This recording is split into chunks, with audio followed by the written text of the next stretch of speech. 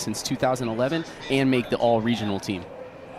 Griff O'Farrell leads off for Virginia. We're underway. Glad to have you with us on ACC Network Extra. Virginia trying to avoid the sweep, which is something the folks around college baseball certainly didn't expect to say coming into this Sunday afternoon. But Miami victorious on Friday 6-2. Last night 5-4. Cavaliers going to try to get things going today. O'Farrell fouls it off. 1-2 here. And if you're Rosario right here, you're doing everything you can to get off to an early start and get successful. That confidence is going to lead to later innings and lead to what he's been able to do the past 2 weeks. 1-2 fastball is on the outside. O'Farrell 1 for 3 yesterday, scored a run. Was hit by a pitch twice, though. 2-2. Stays alive, the fastball high and away. Rosario has some good stuff, into high 90s fastball.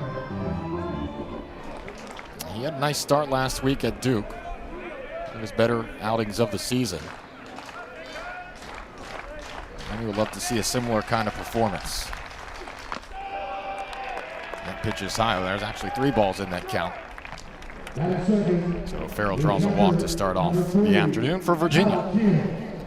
And that's the thing for Rosario this year that's really plagued him, is his inability to get out in front and really get that good extension that allows his ball to get that good arm side run that's made him successful.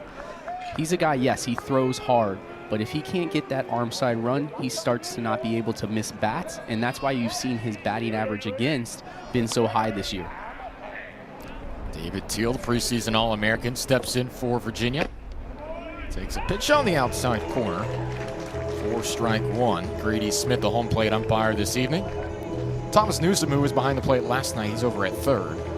Jeff had the second base umpire, and Brandon Henson as first base. Taken towards the right side, it's a base hit for Teal.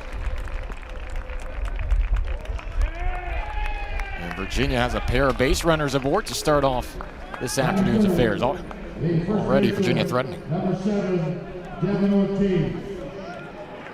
First base.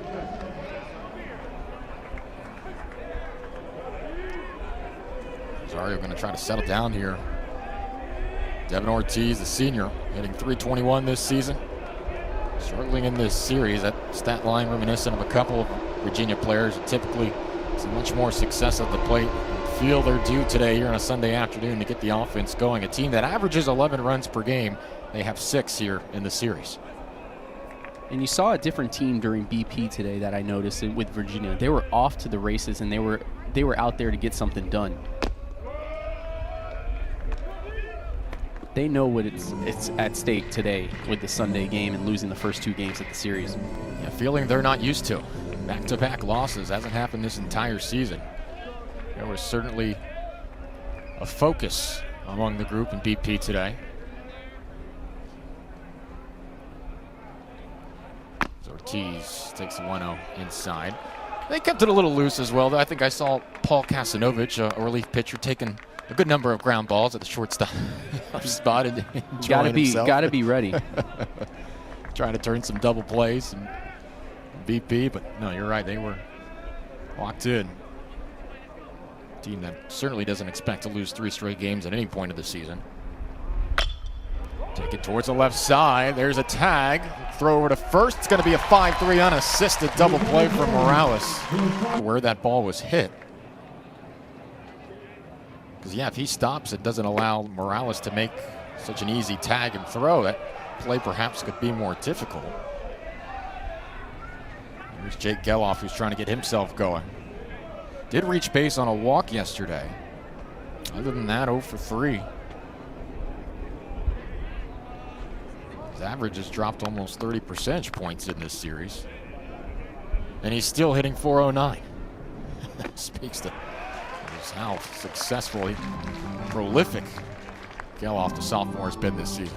Yeah, if you look at his stat sheet even after last night's game, I mean, it's still very impressive to go through half the season and be over 400 and over 500 on base percentage. But to think that he was even better at the start of the series is incredible. It's a 486 hitter with 2 outs. Chopped to the left side. Great backhand by Morales. High throw. Kafis. Athletic play. Presence on the mound at 6'10", and he's going to look to use that height to his advantage. Kafis bunts. It's in the air, and Teal will have an easy play in foul territory. 1 pitch, 1 out as Kafis trying to get down bunt. And you talk about Barry, I mean, he's a guy that is a strikeout pitcher. He averages over a strikeout and a half an inning this season so far. But it's interesting, talking to Brian O'Connor, it's when he's not trying to strike people out that he's actually at his best. Yeah, Brian O'Connor was talking about his sophomore earlier this season as Edgardo Villegas steps in, hitting .303 all the year, 23 RBIs. O'Connor said he's starting to become a mature pitcher, and I think he can do great things for us.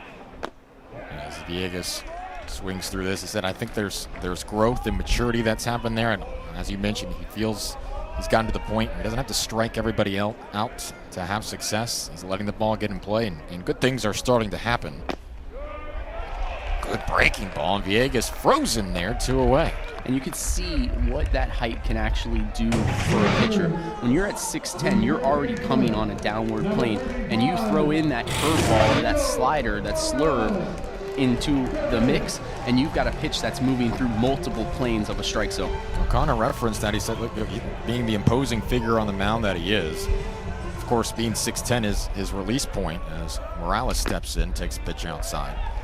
Of course, being 6'10", his release point is anywhere from 12 to 24 inches closer to the batter than typical other pitchers. That height gives you so much more. 91, 92 mile per hour fastball, that runs a lot quicker with coming from a 6'10" pitcher. Yeah, and a lot of times it's tough for a large guy like himself to use that to his advantage, but he does a fantastic job of really getting out in front of these pitches, and it provides, like you said, that 12 to 24 inches less. Morales takes this high in the air towards right field. The wind's blowing in, and that might help keep it in the ballpark towards the edge of the warning track. Great contact for Morales, but it's a 1-2-3 inning for Jake Berry here in the bottom of the first. Nothing doing through 1.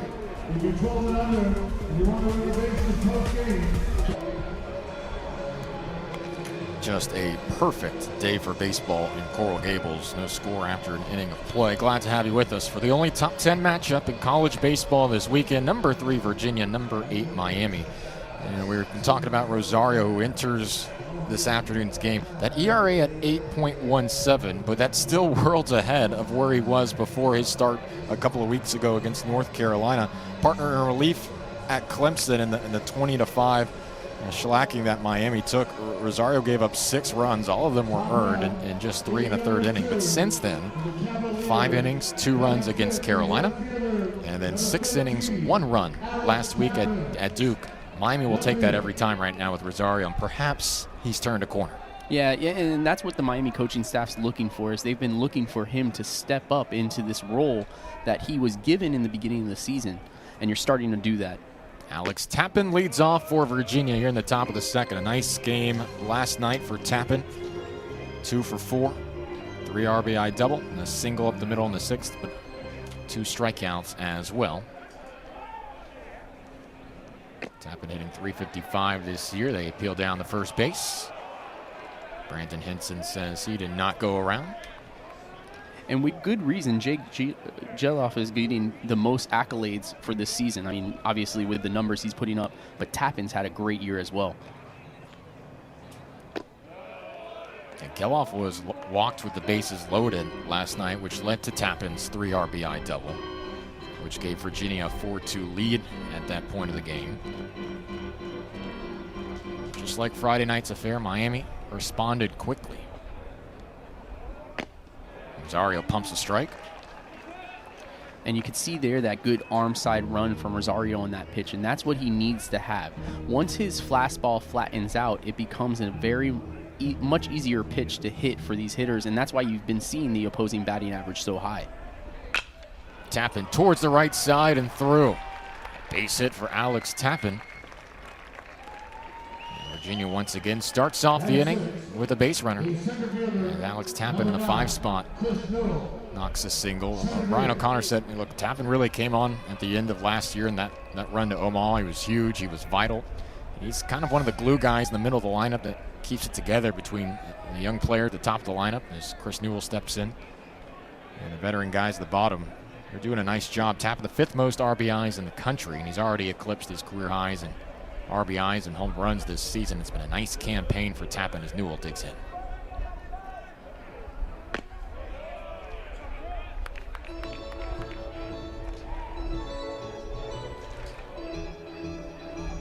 Newell, the center fielder, junior from Pennsylvania.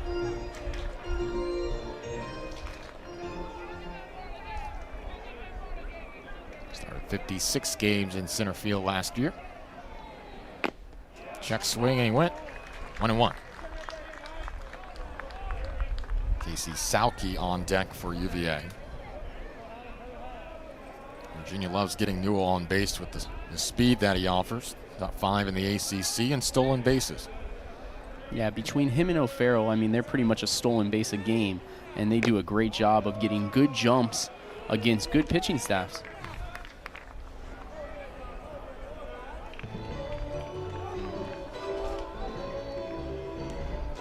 Virginia did not have a stolen base last night, however. Miami's done a good job of neutralizing that aspect. The UVA offense, 2nd in the conference in stolen bases entering the weekend. Newell swings through a pitch, 2-2.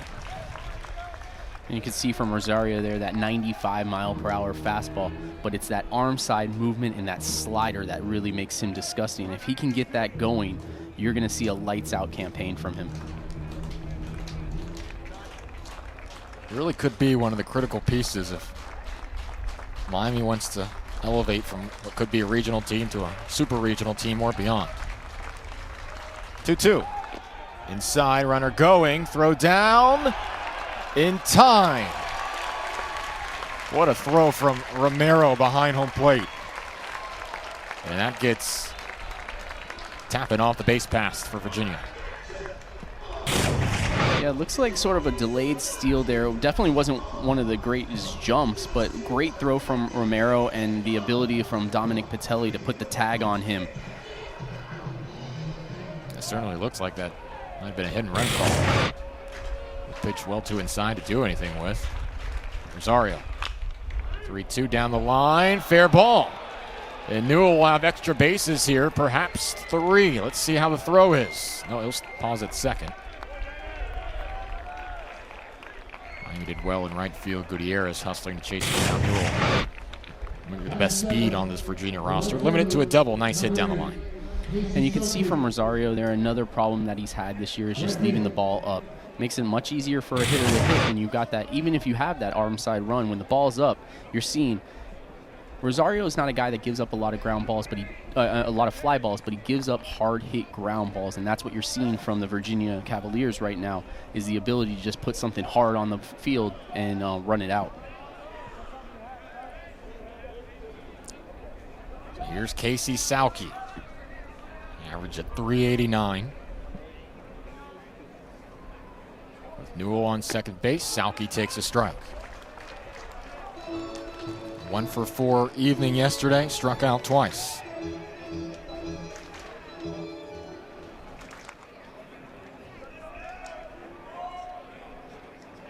He's highly touted and talented freshman for UVA. That has ensured there's not been a drop-off in Charlottesville after their Omaha run last year. 1 bit inside.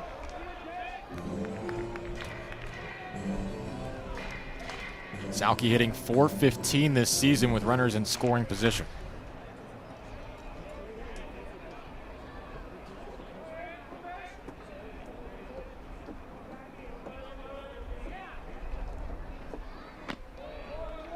A little high from Rosario, 2-1.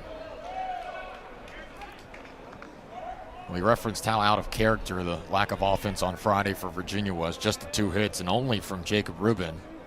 Remember, Virginia had pair of hits in the 9th inning alone last night against the Canes ace closer Andrew Walters. Then already have 3 hits here through an inning and a third. Sauke See Morales at third. Good play.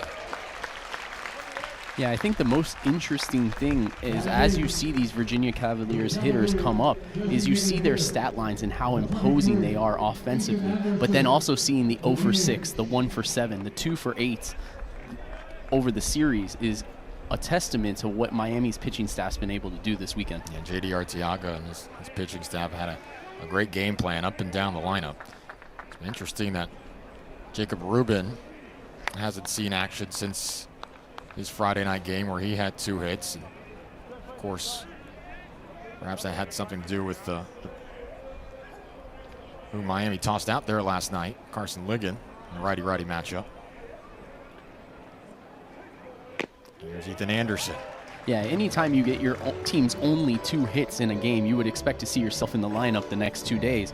But it's been interesting to not see him out there and them to have Cotier up there. Yeah, I thought perhaps he was warranted to get a starting nod, despite whether it be a righty or lefty on the mound. He was the only one that had 2 hits. However, that's what Virginia has done, that platoon system at second. This is driven into left field, and it's bobbled out there in left. Virginia's going to take a 1-0 lead. And the throw home allows Anderson to advance to second.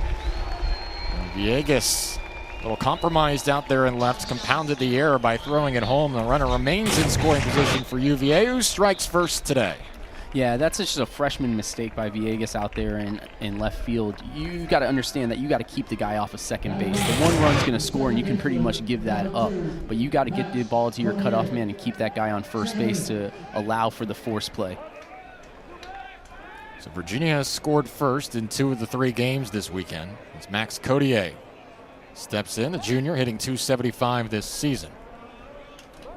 And did not start on Friday. We got the nod yesterday and today as well with the righty-lefty matchup. Anderson stands at second base. Cotier takes strike 1. 19th RBI of the season for Ethan Anderson, the DH.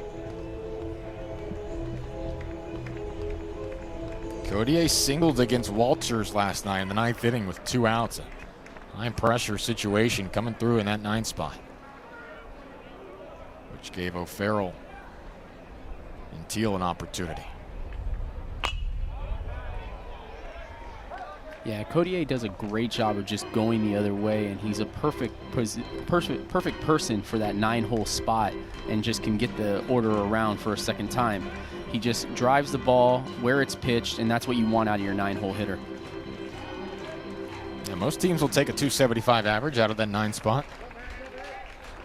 347 with runners on base, 395 with runners in scoring position. Not a bad stat line down at the bottom. And on the 0-2 pitch here, Cotier is retired with some high heat. Rosario gives up a run. Virginia has 4 hits through an inning and a half. Canes look to respond when we return on ACC Network Extra.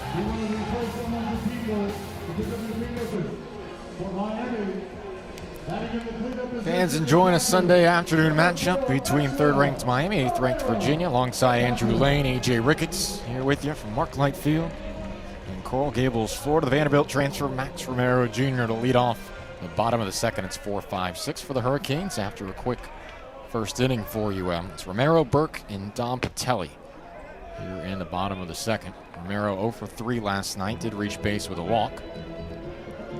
Jake Berry needed just 7 pitches in that first inning to get through.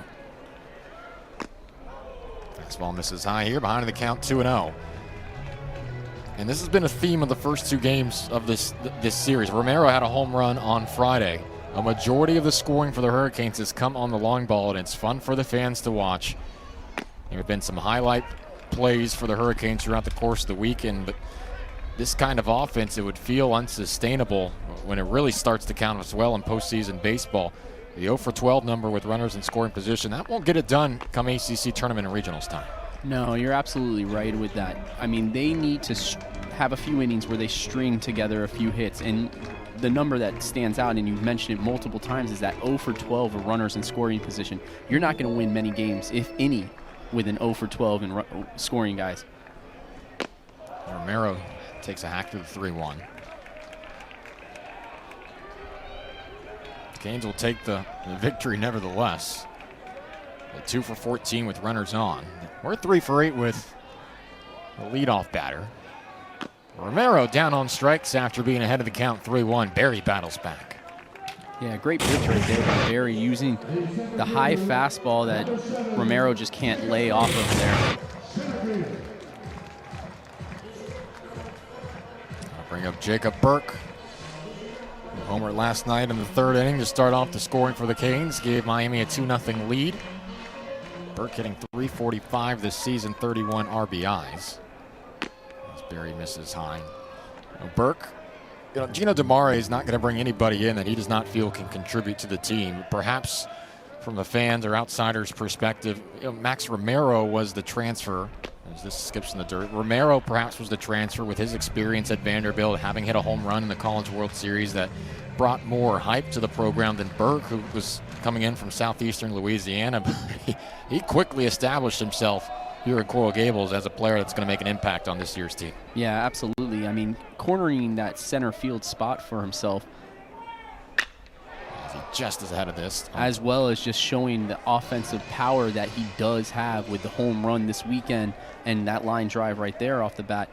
He's a guy that is an old school baseball player, gets good hacks out there, runs hard, and will drive through a wall if he needs to. Swings through 2-1. Count even up 2-2 here with one out. He dreamed of playing at Alex Box Stadium for LSU, his hometown team growing up. But he said, look, hey, the high school I went to was University Lab School. The short name for it was U-High. I mean, we'd always say it's all about the U in high school. So maybe he always was destined to be a Cane.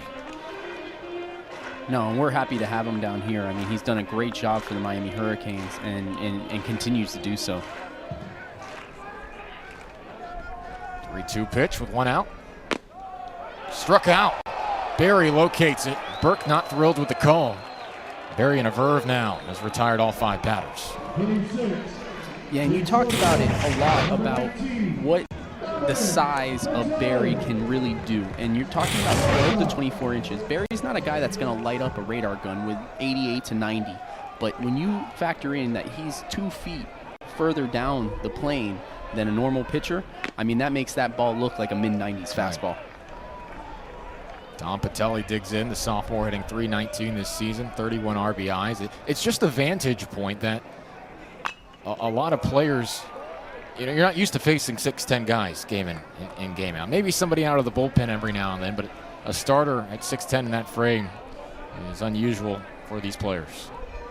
Yeah, it's tough to replicate from a coaching standpoint because you just can't get out there far enough to showcase that. Patelli right to O'Farrell at short, who does not have to move to make the catch. It's a 1-2-3 inning once more for Jake Berry.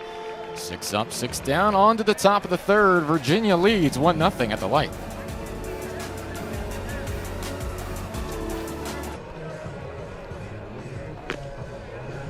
Virginia with a 1-0 lead, 4 hits thus far through 2 innings. Welcome you back to ACC Network Extras coverage. The Cavaliers and the Hurricanes here in Coral Gables, Florida. AJ Ricketts, Andrew Lane. Let's see what Rosario can do here in his 3rd inning of work. Virginia has gone through the lineup. It's back to the top with O'Farrell, Teal, and Ortiz due up here in the top of the 3rd.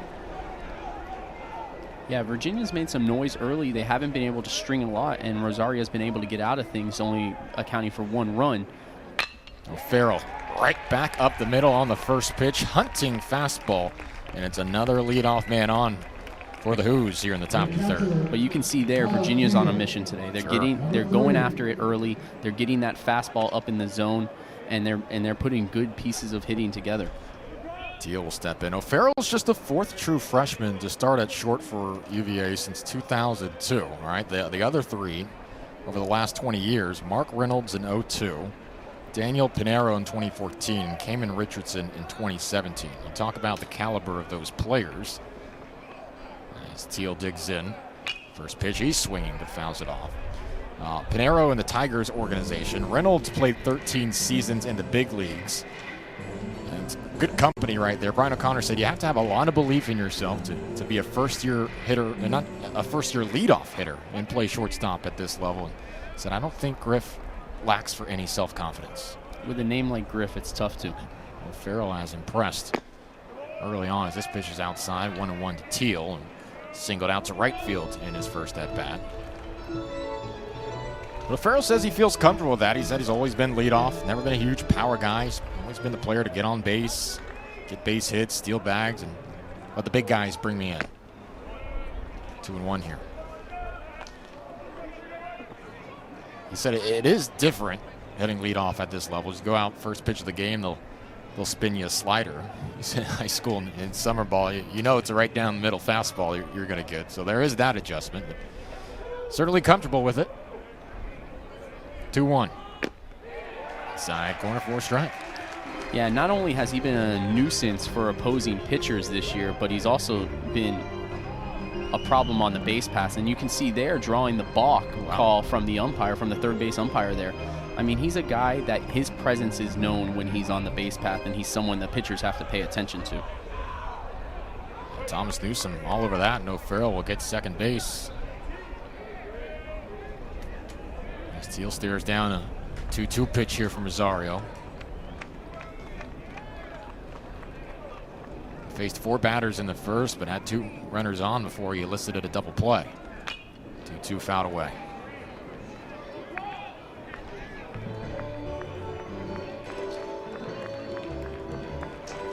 Yesterday was cruise control for Carson Ligon of Miami through the first 3 innings. Faced the minimum before that 4-run outburst from Virginia in the 4th, which just shows you how quickly they can turn the page from what looked like another disappointing offensive day at the plate to a 2-run lead. Kyle Teal, the catcher, with O'Farrell at second. Takes it to the right side, so will advance O'Farrell to third. Good job by Rosario to cover. The play probably ended up better for Miami that Kafis didn't get it on the dive. It was an easy play at second base for Garcia. Yeah, that was a great pitcher's fielding practice play right there. Rosario getting over to first base, doing his job. Calm, cool, and collected, finding the bag after he caught the ball.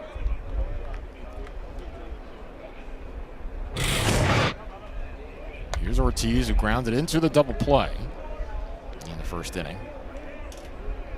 319, 28 RBIs, and Farrell at third base. This pitch misses in.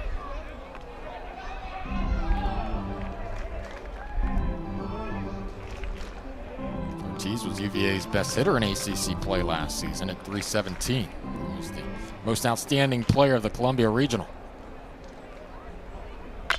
Nubbed right back to Rosario, and it's off either his foot or the mound. There'll be no play at first. Virginia takes a 2-0 lead on the sharp hit right back to the mounds. Who's up by 2?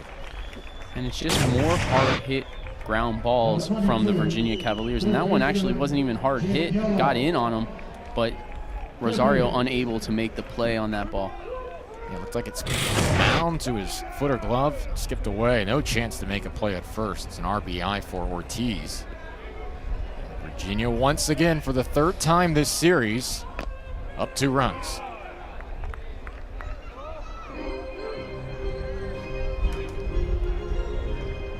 Jake Geloff looking to finally break out here in this series. He's 0 for 8.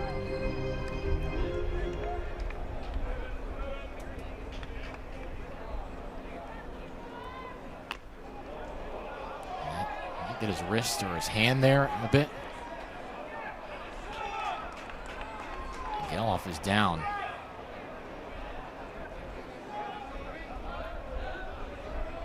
Not sure what that hit there. The call was. I appear they called it a fair ball. So they hit his elbow there and then bounced into fair territory. Let's see again. Oh, wow. Yeah, that hit his elbow and bounced into fair territory. I believe the call on the field was a fair ball and an out at first base. Ryan O'Connor out to have a conversation with Grady Smith.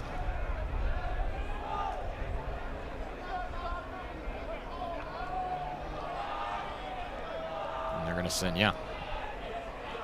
Ortiz back to first base, it looks like.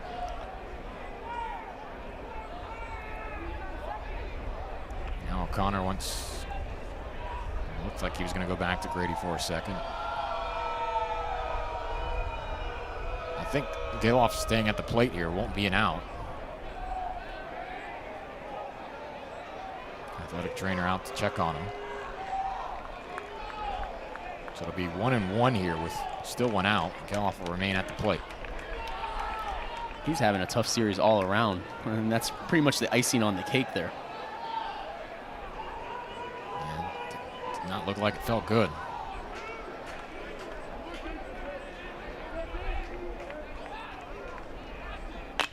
Swinging on the next pitch. It'll be a tough play. It's short. Patelli has it. Can't turn the double play with Geloff's speed, but well done. That's shortstop by Dom Patelli. And so Geloff reaches on the fielder's choice. There has not been one series this season in which Geloff has been held hitless each game. Right there, Patelli trying to ensure this is not a big inning here for UVA. Makes the play. Patelli did a great job there, ranging to his left-hand side and making a tough throw look very easy, and they almost turned that double play, and that was a tough play all around.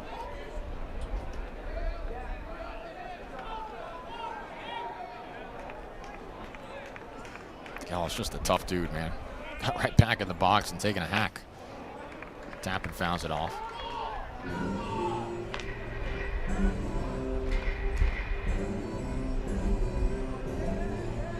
Alex Tappan singled to right field in the second inning. This will be the 50th pitch here for Rosario, who has not had a stress-free inning as of yet.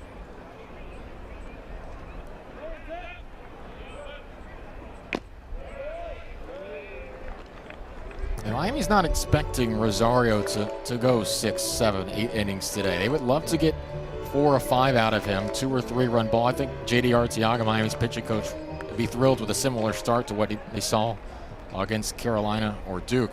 He has to make sure it's just a 1-run inning here. Yeah, and it hasn't been horrible today, but he's just been, like you said, he hasn't been able to have a stress-free inning or a quick inning, and that's why you see the pitch count at 50 pitches. They've just been able to string hits together, they being Virginia, and it's caused a lot of problems for Rosario so far. To be fair, you probably won't have a plethora of stress-free innings if you're trying to beat a team like Virginia. You'll have to navigate your way through these. 1-2. Check swing, the appeal, and he did not go, says Brandon Hinson, to the chagrin of the Marshlight faithful. It was close, but a good call.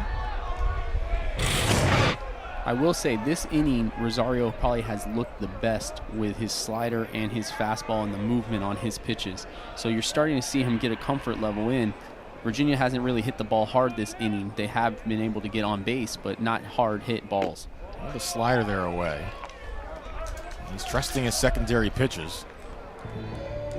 An important one upcoming here. Of course, Geloff will be running on the pitch.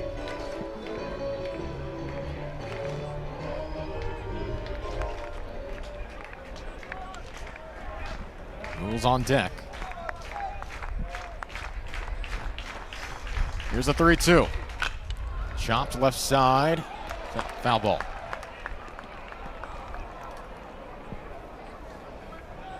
Morales made a couple sharp plays on the left side of the infield today, but that one just foul.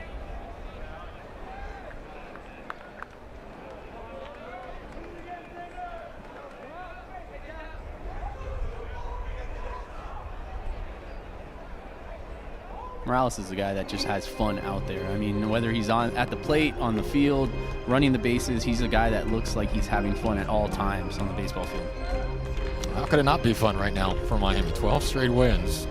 First time the Kings have done that since 2016, an Omaha year for UM.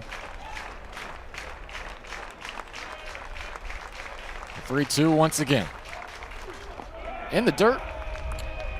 Who's have a pair of base runners once more? Tappan draws the walk. He's on base for the second time today. He'll be the 6th batter to the plate here for 0-2. Trying to get him to chase low on slider. An eye from Newell. Bottom of the order due up for Miami. When they come to the plate, 7, 8, 9.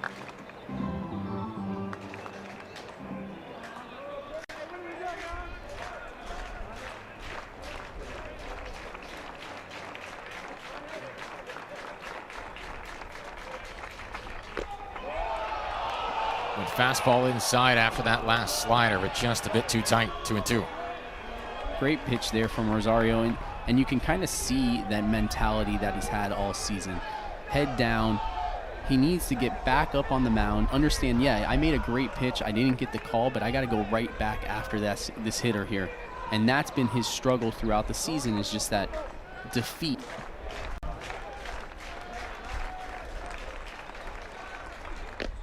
This was even further inside. The count runs to 3-2. He's pitched in plenty of big games for the Hurricanes. Earned the win in the regional last year. Of course, started as the Friday night guy this year, as we referenced. The last 2 weeks have been encouraging.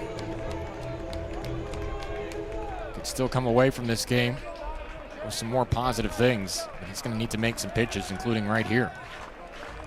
3-2. Ropes to the right side. That is through. Virginia's going to make it 3-0 here on the RBI single from Chase Newell. His second RBI of the game. Who's lead 3-0? Yeah, and you can see here Newell just staying with the pitch, getting out over the front and driving it through the middle. Great piece of hitting, great at bat by Newell there. Virginia with 7 hits through the first 2 2/3. Of course, still threatening here with runners on the corners. Canes bullpen now active.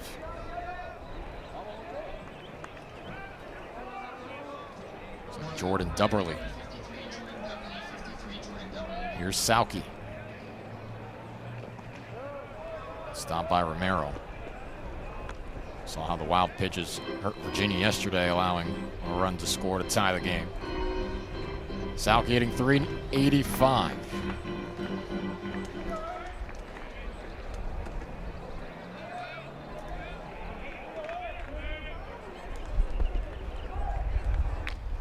Now tipped it, 1-1. And Rosario's 1 strike away from getting out of the inning. Really good at bat from Newell, is now 2 for 2. It's a key juncture of this game. Miami's come back from 3 2-run deficits this series. It's only 3 right here, but 1 swing of the bat from Sauke, who has power. 5 home runs this season. 6-0 against the 3rd-ranked team in the country is a whole different ballgame. Inside, ball 2. Yeah, and if you're Miami here, you're just trying to find a way back into the dugout. You're still a 3-run game. It's still early. It's in the first third of the game. You've got plenty of opportunities left, but you need to find a way to get this third out right here. Tapping at third. Rosario locates. And once more, he's 1 strike away from finding his way back to the dugout.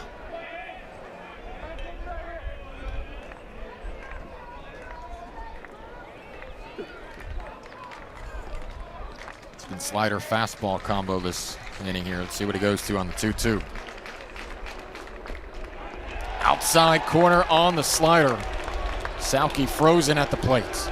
But Virginia strikes for a run or 2 of their own the very next inning. Levinson the DH today. It's 7-8-9. 2 up for the Canes. The first pitch misses outside. It's Levinson, Gutierrez, and Garcia. Levinson and Gutierrez have homered in this series for Miami.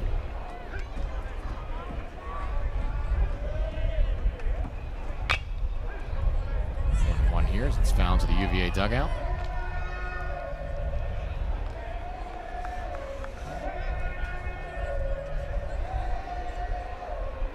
Levinson absolutely hit a bomb yesterday over the scoreboard. Nearly causing concern for runners and field event throwers at the track meet next door. So look out. Levinson home run was on its way. Yeah, and I was watching him during BP today, and he's impressive to watch. Geloff should have no problem here at third for the putout, 1 away.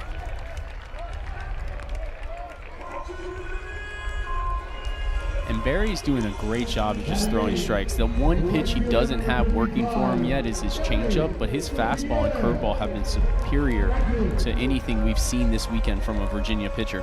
Yeah, he's induced 3 pop flies. Has 3 strikeouts, and that was the first ground out of the game as Gabby Gutierrez swings and fouls this off third baseline. Gutierrez hitting .235 this year.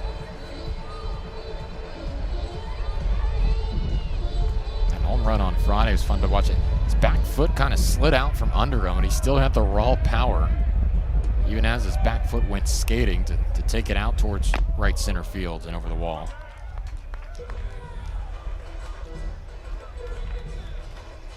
Right field starting to be more of a solidified spot for Miami. Most roles seem to have been figured out.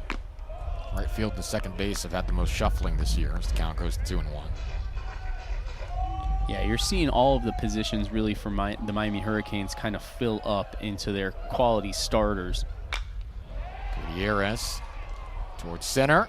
Shallow center, and it's going to fall. Gutierrez has had a couple of those yesterday in right field. Little weak pop fly fell between 3 Virginia defensive players. That one far enough forward for Newell not to be able to get to. It's one out base hit for Gutierrez.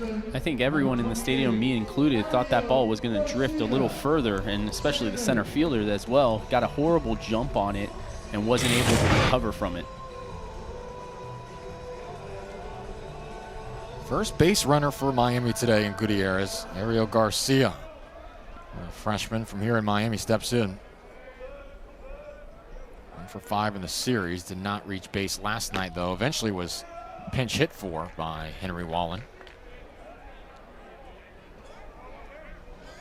Trying to get things going here in the 9th spot for the Hurricanes. C.J. Kafis on deck.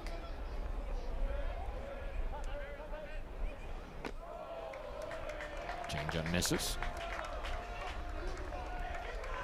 Teal will go out to have a quick chat with his pitcher here, who's otherwise been smooth sailing thus far. Yeah, the one thing that's changed this inning is he's just opening up his front side, leaving the ball up, and that's what you're seeing on that changeup, why he's struggled so much with that. And this inning, a lot with his fastball, he's leaving it up as well. And that's been the only difference from the first 2 innings where he was lights out. When your catcher would come out to talk to you on the rare occasions he needed to when you were a pitcher, was it a technical detail that your catcher might have talked to you about, just like you talked about opening up with a specific pitch, or was it more of a motivational kind of thing, a mental talk? What were those catcher-pitcher conversations like? Mine were a lot of words that can't be used on air. Of a course. lot of times, Sure. Kind of that slap in the face a little bit to get your stuff together. But, typically it's more a mental thing with a catcher and a pitcher. They're not going to really change your mechanics or anything like that. If I'm off my game, feel free to give me one of those conversations if I need it. We'll do it off air. I'll make sure that we're not on camera or anything. Might be best. 2-1 here to Garcia.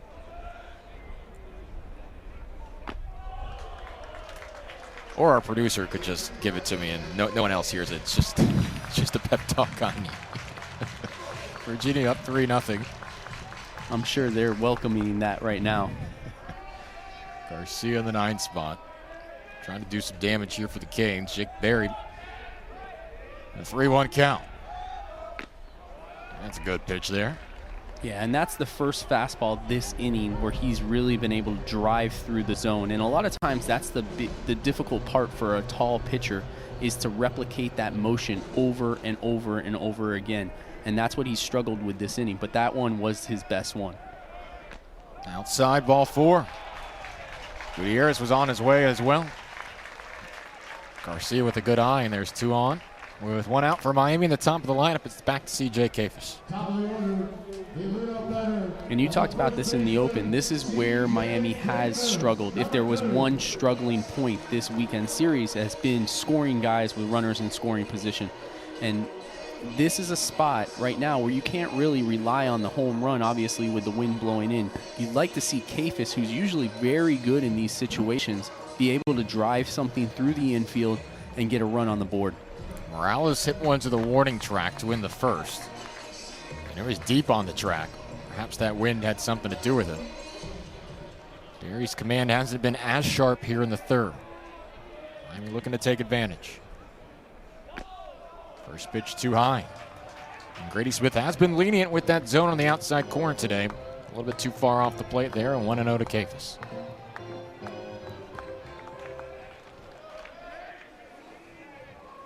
Kafis hits nearly 400 this season with runners in scoring position. behind it here and fouled away. Davis tried to bunt for a hit in the first inning, popped out to Teal. Gino DeMare says Kafis probably their most consistent player this season. Does everything well.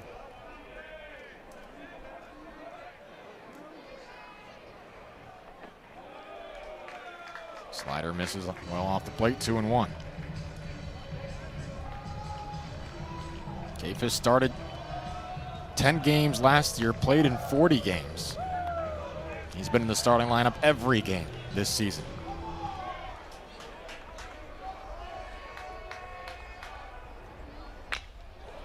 Aggressive on the 2-1, just a bit late again. Count evens up here, 2-2. Yeah, Kafis last year was more a defensive replacement for a Terrell who was not doing well defensively for the Miami Hurricanes. But he's really stepped up offensively this year, and it's been from game one he has done well in every at-bat that he's been out there and really provided Miami a great leadoff hitter. 2-2, right back up the middle.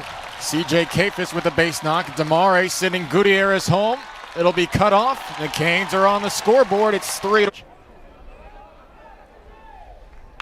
Villegas sends this out towards right field at the track. It's out of here. Edgardo Villegas, his 3rd home run of the week. And Miami with the swing of the bat, all of a sudden is out in front. And for as much as I've talked about the wind blowing in, that is an impressive shot from a guy that hasn't displayed a lot of power until this week. I mean, you see a fastball right up in the zone there, and the ability to just drive that ball to right field, and he's going to get a ride in the laundry cart. It's laundry cart time in the dugout. Take a ride, young man. A glorious 3 seconds in the dugout as Miami takes a 4-3 lead, and now Yo-Yo Morales to the plate. And you can see here, we've talked about it over the past inning. Barry's just leaving the ball up. He's opening up his front side, leaves a fastball up for Villegas, and he just deposits it in right field. Morales continues the momentum for the Canes. He drills this into left field. And Yo-Yo Morales is going to have a stand-up double. Miami responds to Virginia's scoring once more here on a Sunday afternoon. And this is what is going to provide them the confidence going forward in the season. This ability to take a big inning from an opposing team and come right back and just showcase the talent that they do have. And as much as we've talked about Virginia's offensive power and offensive abilities, I mean, the Miami team this weekend has just displayed exactly what they can do, and it's been top to bottom. Virginia going to have a conversation about it here as things have gone south quickly. Drew Dickinson, Virginia pitching coach, talking with Barry, who looked terrific through the first 7 batters. Miami with 5 consecutive base hits now. Gutierrez a single. No, it was 4. I was right the first time. Gutierrez a single, a walk from Garcia. The single up the middle from Kafis. The 3-run home run from Villegas, and now Morales a stand-up double. And this is what we talked about in the beginning. Miami's really relied on that long ball, and obviously Villegas did a great job of hitting the long ball there for the 3-run home run. But this is the first inning this weekend that they put a stretch of runs together and a stretch of base hits, and it continues right here. Romero plops this into right field. Morales will hold at third. Canes have runners on the corners with 1 out. 5th base hit of the inning for Miami.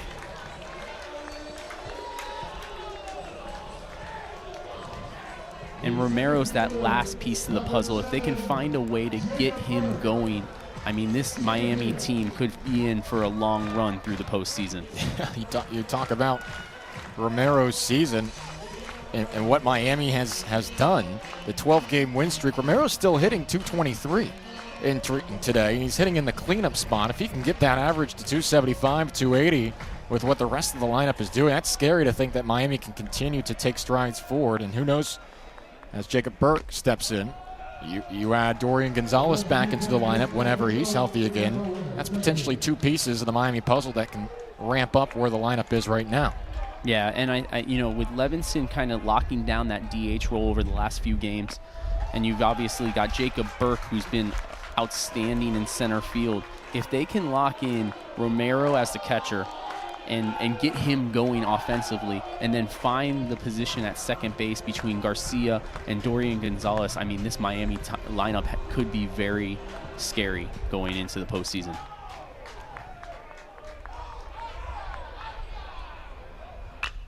Burke high in the air in foul territory.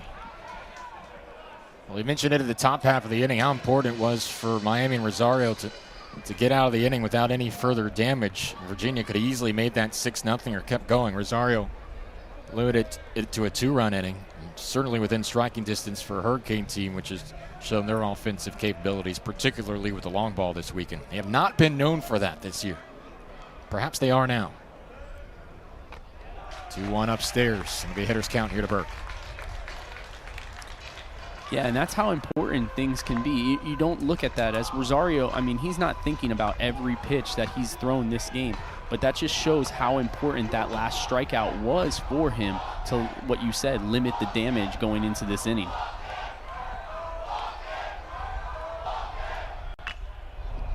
Fouled sharply to the Virginia dugout.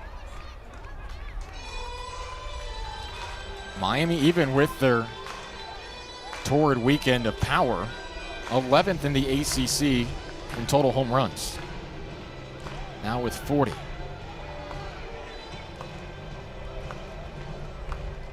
Yeah, and if you would have told me early on in the season that they would have 40 home runs at this moment, I wouldn't have believed you. I mean, they're not an imposing threat power-wise, but they have shown that they can actually get it done. Off speed, taken towards shorts. Virginia trying to get 2 here. They're not going to get 1. Romero hustling to third now. Everybody's going to advance, and Damari will hold him there at third. The Canes score another run as Morales comes in. Could have been an ending double play. Instead, the Canes tack on another.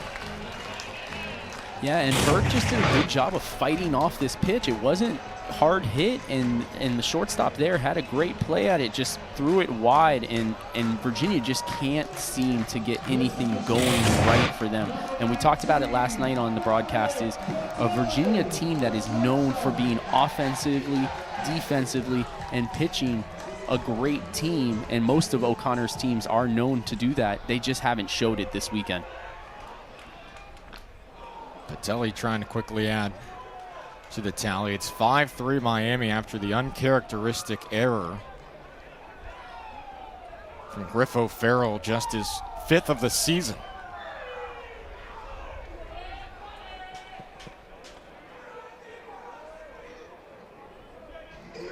And with a single here, Miami could make it 7-3 against Virginia here. Patelli hits .350 on the season with runners in scoring position. It's a fastball for a strike, and I don't want to harp on it too much today, but already Miami finding that execution better this afternoon after an 0-for-12 game last night with runners in scoring position. They're 3-for-4 right now. Yeah, and they've shown that they know what they have to do. Patelli towards short. Now it's a race. The dive. Oh, what a play. O'Farrell makes up for the miscue with a sensational sequence at short. Made the catch, and then it was a sprint back to the bag, which O'Farrell wins. My goodness, and Virginia gets out of the inning without surrendering anything else. However, the Canes go deep.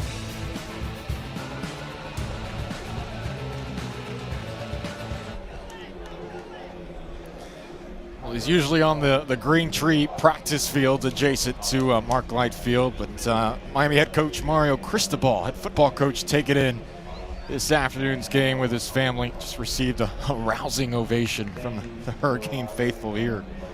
Fired up to get football season started, no doubt about it. Yeah, there's definitely some excitement back for Hurricane football fans. We had Charlie Strong out here last night. Some of the coaches taking in some winning baseball here.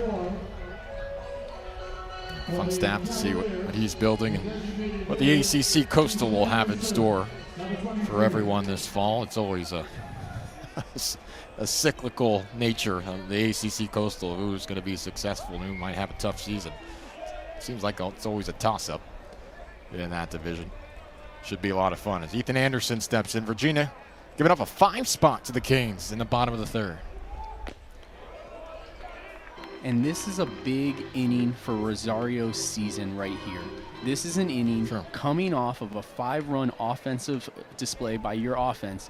You've got to show that you can be a shutdown pitcher and get a shutdown inning right here and get your team back into the dugout. Virginia scored 1 in the 2nd, 2 in the 3rd.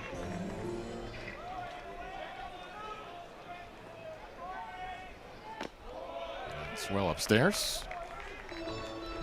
3-0 here from Rosario. There's still some activity in the bullpen, just in case.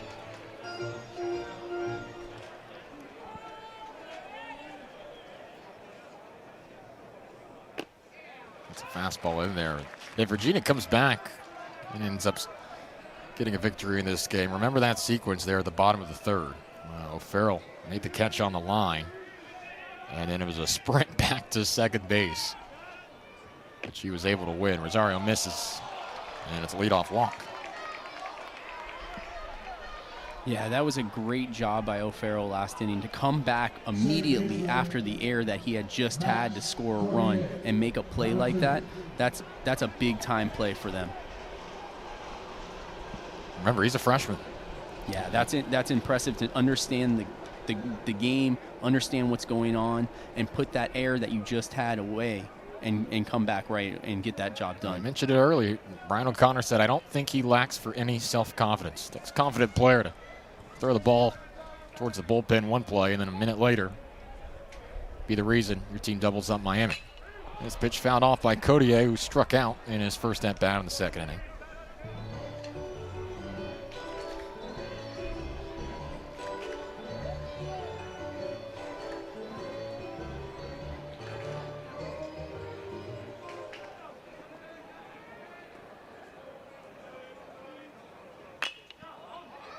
Cody fouls this one off.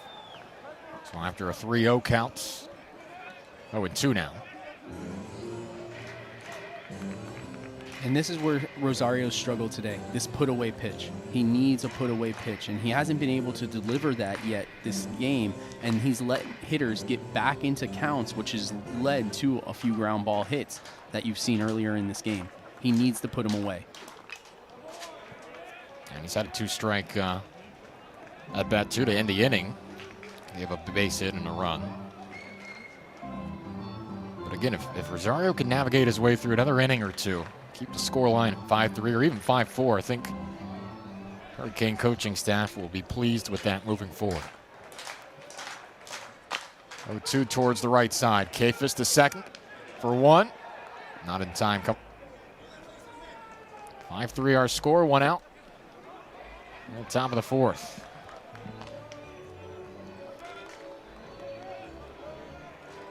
You know that Hurricane coaching staff can smell sweep up 5-3 right now, and you're going to start to see Rosario's leash get a lot shorter.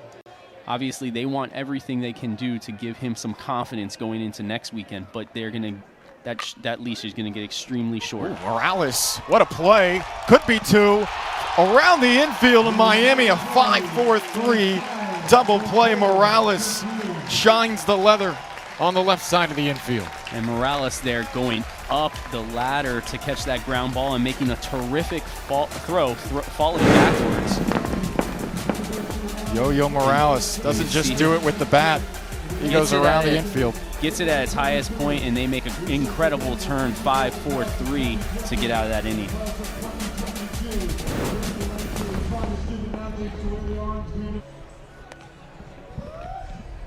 Perfect day for baseball in South Florida for this top 10 matchup. Hurricanes lead 5-3 as we move forward to the bottom of the 4th. Virginia going to the pin partner. It's going to be Will Gertis on the mound, who's 2-0 this season, a 1.53 ERA. The transfer from Columbia, having a solid season for UVA, the San Antonio native, on the mound here in the bottom of the 4th. Yeah, Gertis has been a great addition to this Virginia pitching staff. Really been one of their workhorses all season. Obviously, you see that 1.5 ERA that he holds down, but he's just been able to dominate. And unfortunately for the Miami team or the Virginia team, he hasn't been able to be used this weekend. So you're going to see some good stuff out of him. So Jake Berry goes 3 innings before the call to the pen. His final line, 3 innings, 5 hits, 5 runs. All of them earned. He struck out 3, walked 1. Against 15 batters faced, 53 total pitches, but Miami looks like they figured him out. In the bottom of the third, they went 9 batters through the lineup. As Levinson will start off here in the bottom of the fourth, 7, 8, 9 due up for Miami.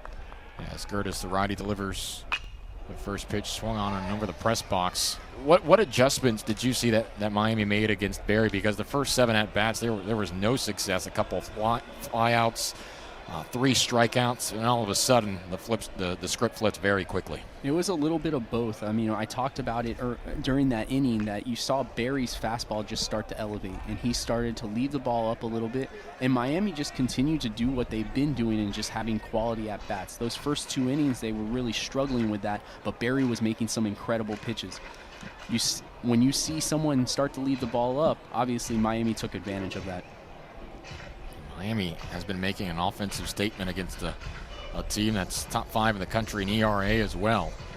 Of course, a dynamic bullpen. It's been a statement weekend. That's what you'll get in a top 10 matchup. Eyes of college baseball certainly on Coral Gables this weekend. And you'd just be hard-pressed to think heading into the weekend Virginia would be at risk of dropping all 3 games, but that's where they stand right now. This very easily could be a 7-3 game if not for that terrific play from O'Farrell, or if Patelli had a couple feet left or right. Strike 3 here to Levinson. A good start for Gertis on the mound. Yeah, and you can see right there the good stuff that Gertis has. Just a good curveball right on the outside corner, freezing Levinson for strikeout.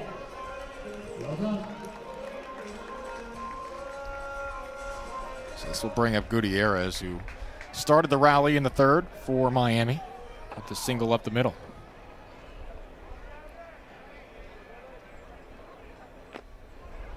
It's back to a curve here for strike 1. Home run for Gutierrez on Friday, his first career home run as a Hurricane. His average now at 257. 1-1 the count. With Ariel Garcia on deck.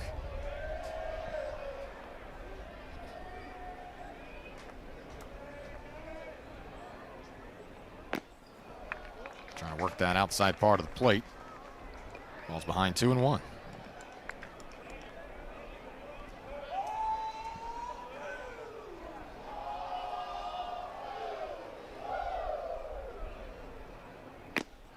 And that's a good pitch. All evened up 2-2. Yeah, Gertis really feeling comfortable with that curveball right there and going back to it over and over again. He hasn't really found his fastball in the first 2 hitters, but that curveball's holding strong for him. Count runs full here, 3-2 to the freshman.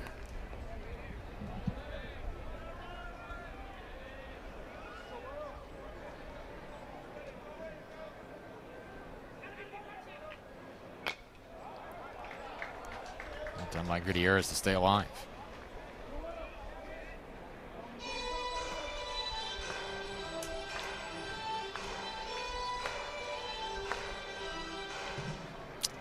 Expect Rosario to come on for another inning, you would think, here in the top half of the next frame.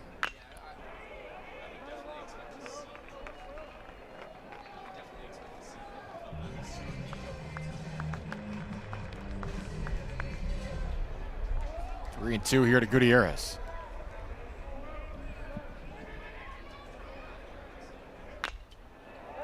Pops it up towards the right side. A similar spot as yesterday, and it's just foul this time by about a foot. He had a double yesterday on a similar looking at bat. This time we'll have to go back to home plate. Try to do it again here.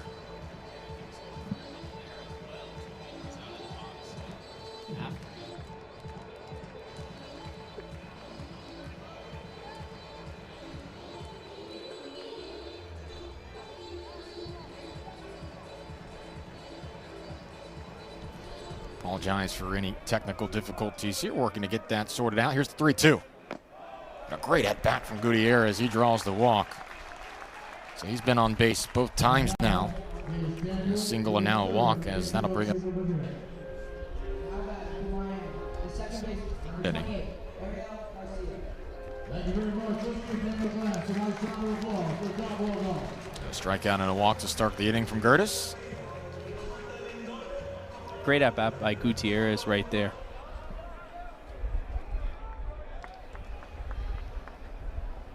Garcia at a 214 clip. Fastball well off the plate.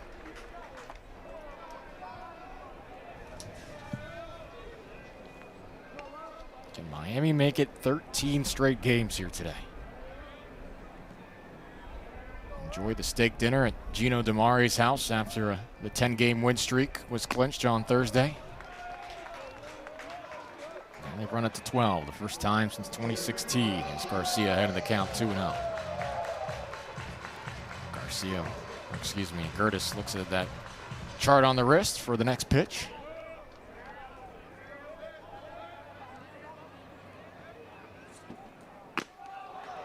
Losing command of the fastball here in this at-bat. And that's not something you see from Gertis all season. He's been very much a control pitcher with only 4 walks throughout the season. And he's just not finding the zone after that first batter.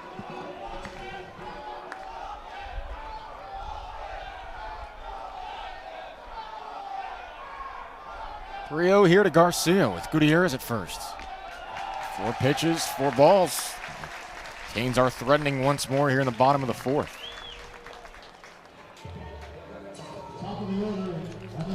Back-to-back free passes, and the Canes are back to the top of the order. CJ Kafis, who had the RBI single in his last at-bat. Yeah, in a very similar situation to last inning where we were talking about the Miami Hurricanes had been struggling with runners in scoring position. Kafis was able to alleviate those struggles really quickly last inning, and we'll see if he can do it again. 3 for 5 today in that stat department.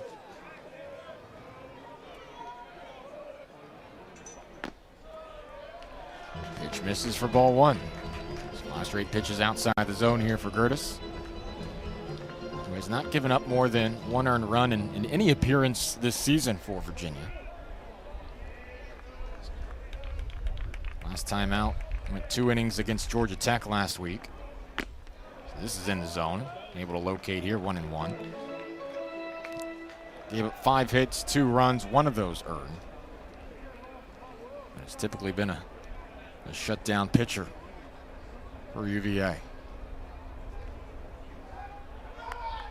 He has given up 9 hits in the last 3 appearances. Kafis turns on it towards right field, going back to the wall, and it's off the top of it.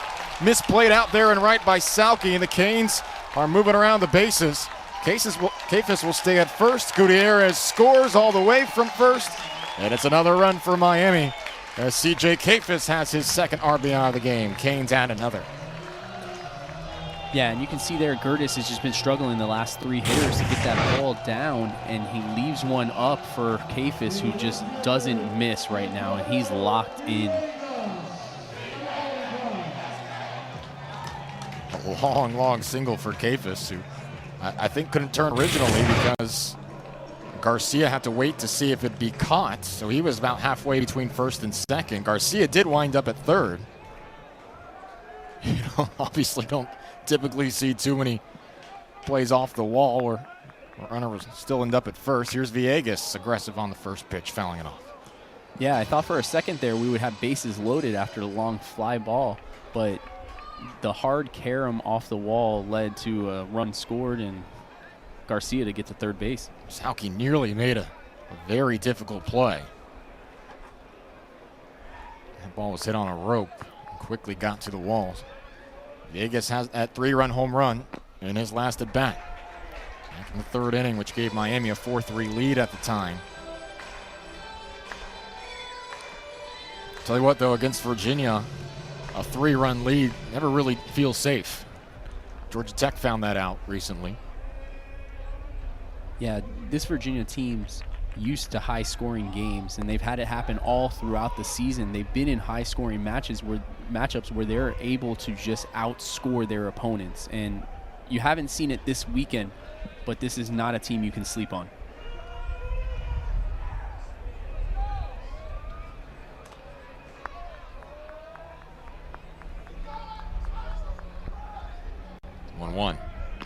Breaking ball, runner taken off towards second. He's safe.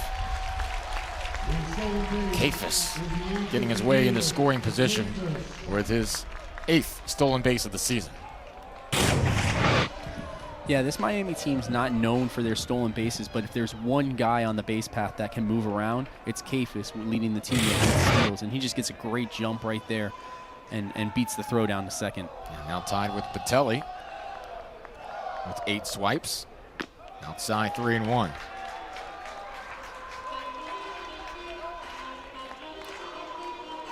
Yo-Yo Morales waits on deck. Of course, that stolen base eliminates any potential double play of conventional nature. We saw O'Farrell last inning. In there, strike 2.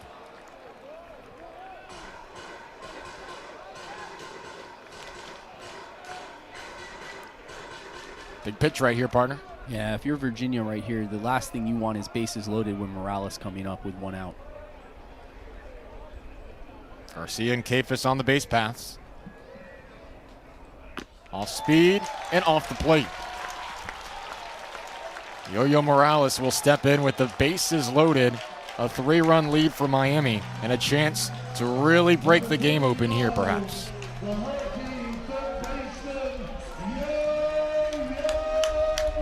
Walking to the plate with that new red bat that his teammate Don Patelli recommended. They got it overnighted to him. He's hit a home run with it last night in dramatic fashion. Threw it right back towards the dugout in celebration. First pitch for a strike. I thought it was funny reading the article after the game. He said, I really don't know what I was thinking after I hit it. I kind of blacked out for a second after the after the home run. Yeah, you could just see the excitement on pretty much everyone's face, but especially his after hitting that ball. And he let the bat know how excited he was.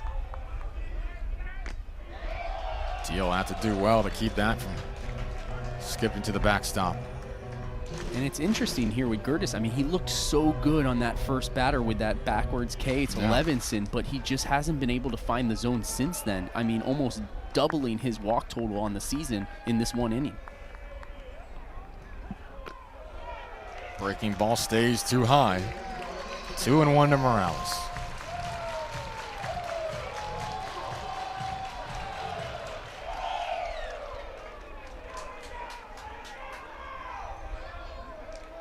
Critical spot of this game. Inside, ball 3. All right, Andrew, 3-1 count. 1 out. 3-run lead here in the bottom of the 4th. I think Morales has a green light here. I would give him the green light here. Morales has shown that he deserves it this season with his plate discipline that he's had at the plate.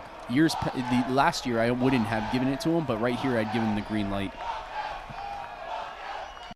Here's a 3-1. High. Ball 4. It's 7-3 on the walk.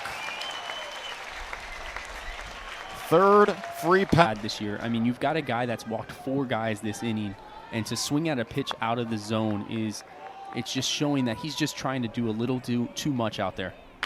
Right here, getting on it, and it's going to fall in right field. Romero makes contact there, sends it to right, and it's another run for the Hurricanes. 8-3. Max Romero, the RBI. Miami adding some distance to this advantage of 5.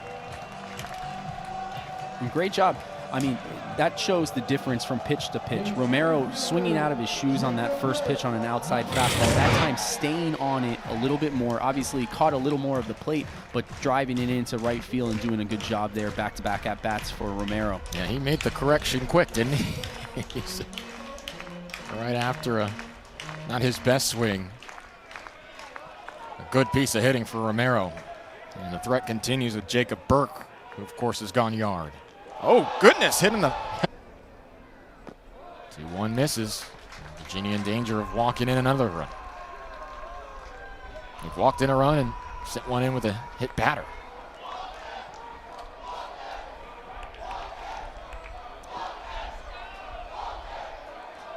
Hitters count to Patelli. Ball four. It's 10-3. Virginia's bullpen,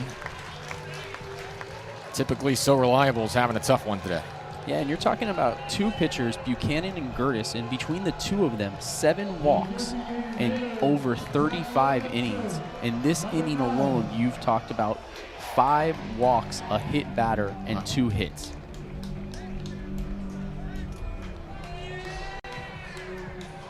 Uncharacteristic numbers for a very talented Virginia bullpen. And this can really get out of hand soon. It's Levinson's second at-bat of the inning. Inside for a ball. Still just 1 out.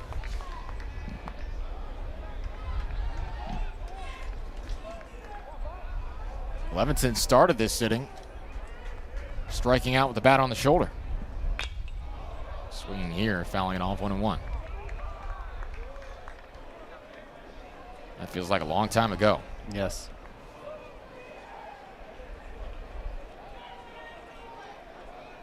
Levinson 0 for 2 today. Ground out to third in addition to that strikeout. Teal stays in front. It's 2-1.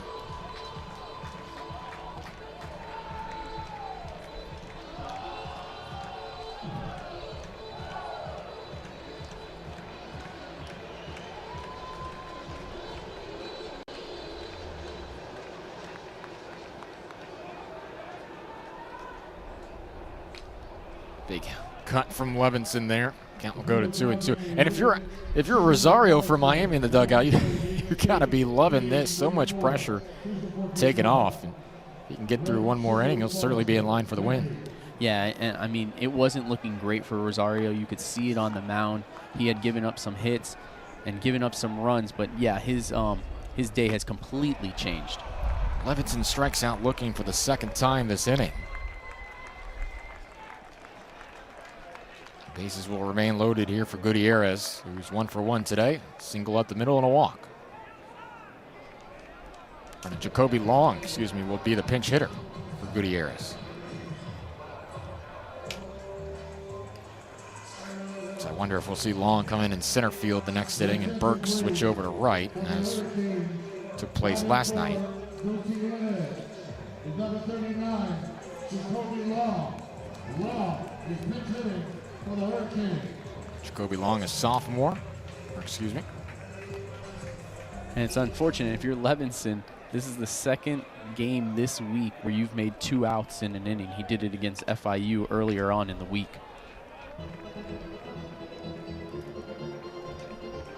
Long is sophomore from Palm Beach Gardens, product of Dwyer High School.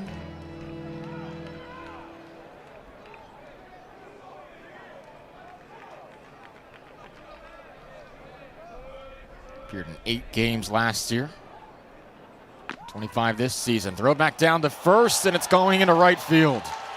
Oh, the struggles continue here for Virginia. And that wasn't a bad idea from Teal, because it looked like they had Patelli nailed down. But instead, a poor throw. It goes to right, and it came down another run. No, they had Patelli there by a few steps. A great backdoor throw from Teal there to make towards first base, and it's just first baseman couldn't grab it. But they had Patelli dead to rights. That kind of afternoon for UVA. All right, took the glove off of Buchanan, but he makes a dart of a throw to first. Gets that's the second time. So runs together. They'll certainly feel they're right back within striking distance.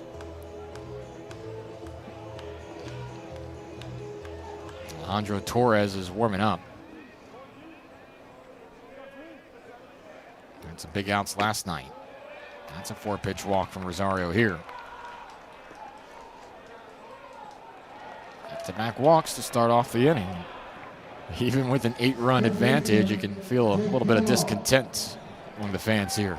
No, and to your point, I mean, even the coaching staff, the UM coaching staff, understand that yes, we are up 8 runs, but this is a Virginia team that can score runs very quickly, and that's why you're going to see them go to the bullpen here and bring in Torres, who's been doing a great job for the Miami Hurricanes as of late. Not Rosario's best day, but he certainly gets the job done with what Miami's offense was able to put up. And Rosario continues to make strides forward after a tough first month of his season. More on the new Miami pitcher when we return.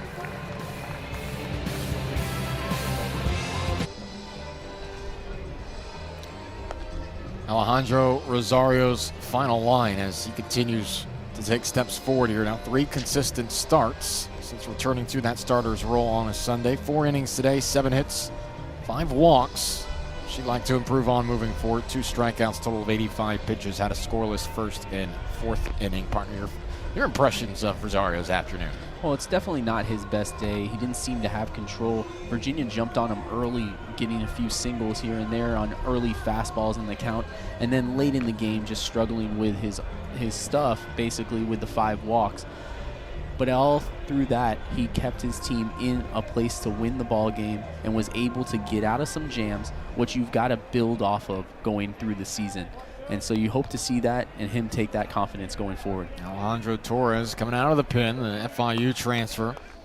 2-0 on the year in 14 appearances. He pitched an inning of relief in last night's game, only gave up 1 hit, and he's a player out of the bullpen that is really starting to impress his pitching coach, J.D. Arteaga, and perhaps will continue to play a bigger role and pitch in bigger moments for Miami through the stretch run. His first opponent here is Jake Geloff in the cleanup spot, who's searching for his first base hit of the series still.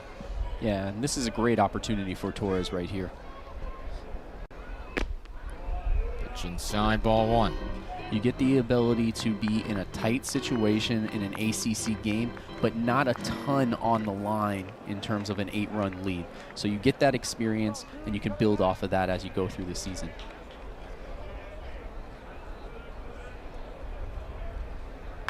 Geloff smacks this towards left center, towards the warning track, but it's not a problem for Burke, who's now Jacoby Long in center field. Burke moved to right. A good play there by Long to ensure nobody advances. 1 down. Geloff is now 0 for 9 in the series.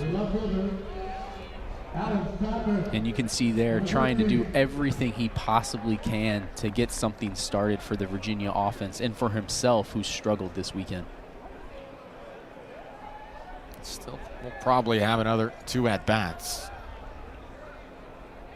And he's not gone any series this year without a base hit. Here's that Tappan. He's been having a solid weekend. The 3 RBI double last night. Takes ball 1 here.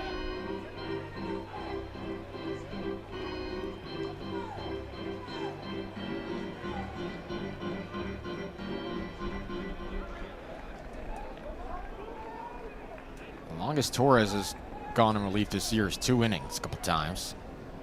Most recently against North Carolina, that's a nice breaking ball for a strike. Yeah, big adjustment right there from one pitch to the next. You could see he was underneath the slider right before that, but was able to keep his hands on top of it and get the tight break on the outside corner that he was looking for. Torres had gone 4 appearances in 5 innings without giving up a hit for last night. Only gave up that 1 and no runs. Very solid outing for the sophomore.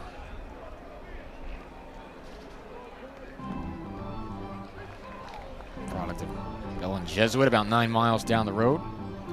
Pitched with his brother for a season at FIU, which is only about 2 miles from his high school. Entered the portal, wound up here in Miami, and it is a very successful stint for him thus far.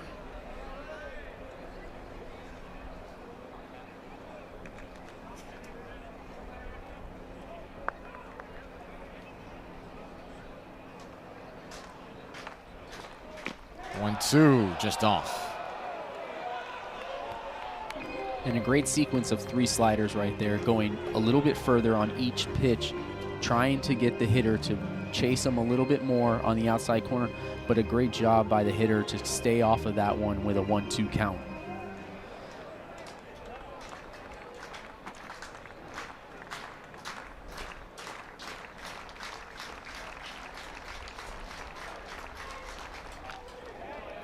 Tappan staying alive. He'll make you earn an out each and every time. No, and you can see there going through the sequence, you want to, as a pitcher, you throw them off the plate for a few curveballs, a few sliders, bring them back inside, setting up that curveball away again or that slider away again. All you have to do with Virginia to recognize how explosive their offense is. As Tappan strikes out swinging for a critical second out, all you have to do is go back to that Tech series last week against the 22nd ranked Yellow Jackets. On Saturday, Virginia scored 7 in the 6th, 10 in the 4th on Sunday. Good pitch here from Torres for the second out. Yeah, and that was the perfect pitch sequence. Doing a great job with 3 straight sliders away, coming back in with a fastball, changing the eye level a little bit, and then going back outside with that slider for a strikeout. Chris Newell has been solid at the plate today, 2 for 2. Torres looking for a 1-2-3 stint. Swing and a miss on the fastball. And Torres looks like a confident young pitcher, doesn't he? Heart of the order here. Geloff, Tappan, Newell. He's doing just fine thus far.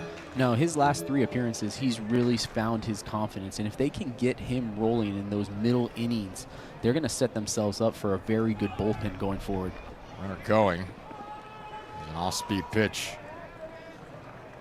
Teal easily takes third.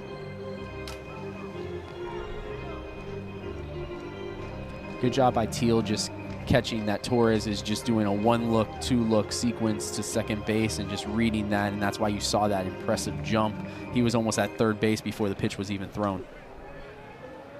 Even if that wasn't fumbled at the plate, really no chance. At third, stolen base.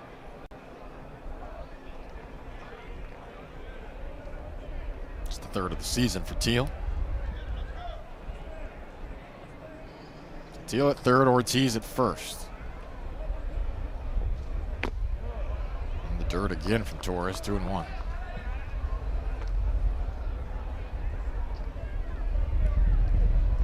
We chatted a little bit about it last night. Miami does not want to solely rely on Zeal, Schlesinger, and Walters out of the pen. Concerted effort. Even last night, J.P. Gates coming in. Torres elicits another strike here, 2-2. In between Torres, Gallo, who picked up the win last night. Yeah, you saw the rest of the Miami bullpen last night really step up and show that this Miami bullpen is a complete bullpen. It's not just Zeal and Walters at the end and Schlesinger. You've got guys in the middle that can get the job done as well. Torres delivers, strikes him out. Fastball upstairs, and the threat is over. Virginia puts runners on the corners after back-to-back walks, nothing more. Torres coming in and shutting the door. Some high heat. On to the bottom of the 5th.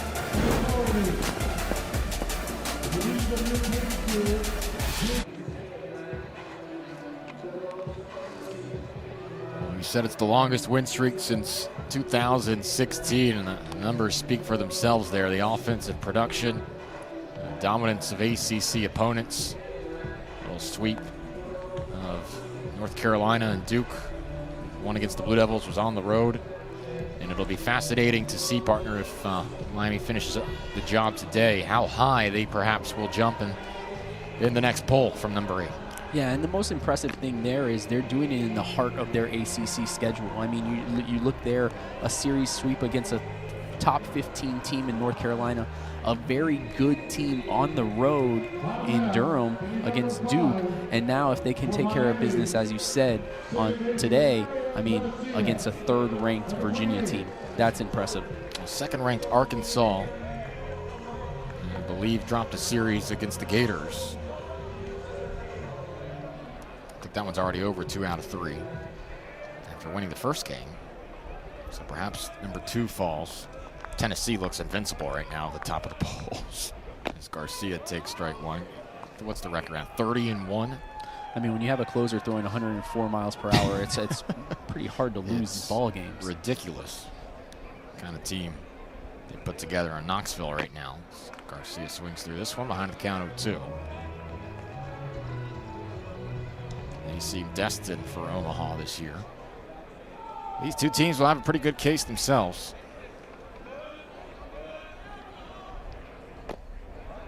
2 off the plate. Virginia, we were talking about it before the game. Virginia will be just fine moving forward.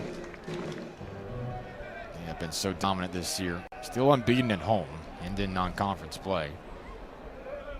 They will be in the conversation for top 8 national seed when it's all said and done. It's been a learning experience this weekend. And they very easily could have won last night's game. Who knows how that affects today's. They were able to finish that rally last night. Garcia out on strikes looking. Because if Walters doesn't somehow get a glove on a well-hit line drive right back to him, UVA absolutely takes the lead last night. Yeah, I mean, that's as much pressure as Andrew Walters has even seen this season. And like you said, I mean, it was inches away of going the other way, and Virginia making this a rubber game today. CJ Kafis has had a great afternoon. 2 for 3, fouls off the first pitch. RBI to right field last time up, also singled out to center.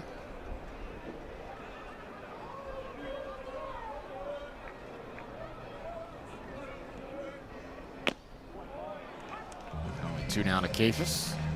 Yeah, and it looks like Buchanan's really settled in here, doing a good job of getting ahead of the hitters and using that fastball and off-speed pitch to keep guys at bay.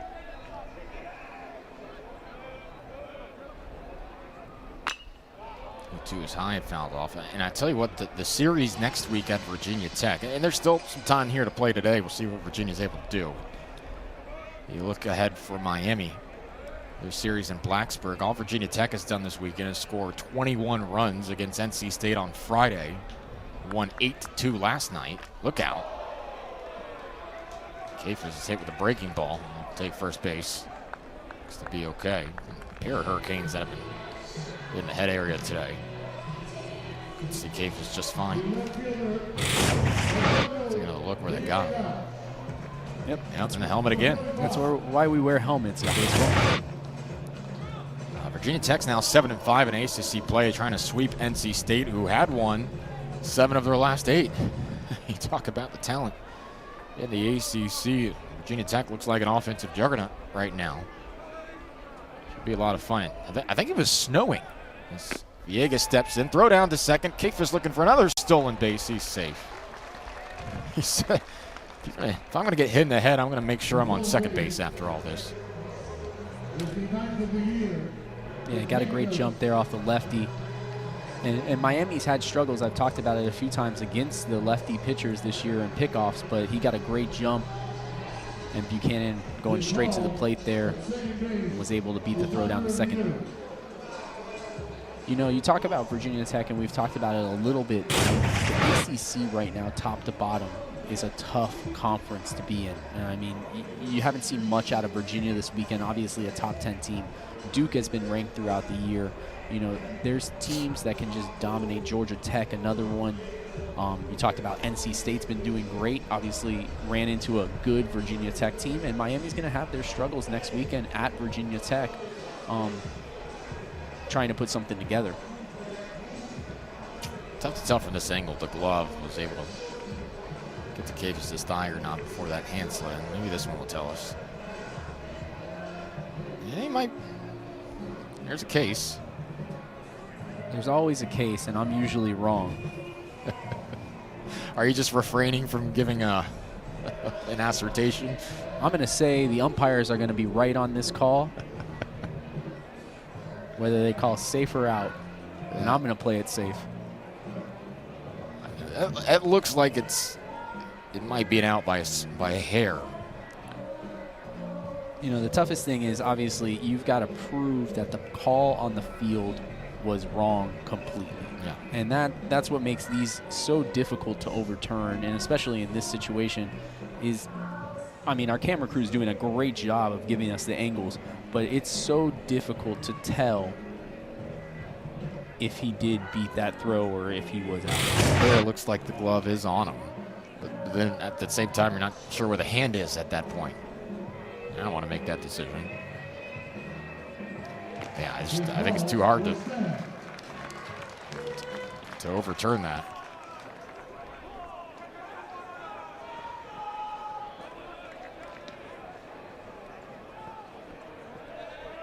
Or they always say it has to be conclusive to overturn it. Not convincing enough there, so 11-3, runner on second with Cafus.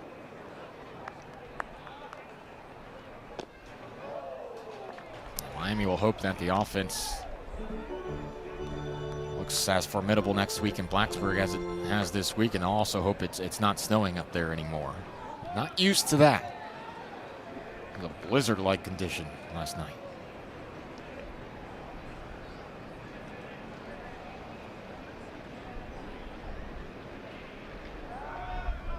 Again, we'll look back to Cafus. Actually, the only time I've ever played baseball in snow was in Blacksburg. We actually had a practice Thursday night, and it was snowing, and it was cold. How much fun was that? Not very fun. I couldn't wait to get back on the bus and go to the hotel.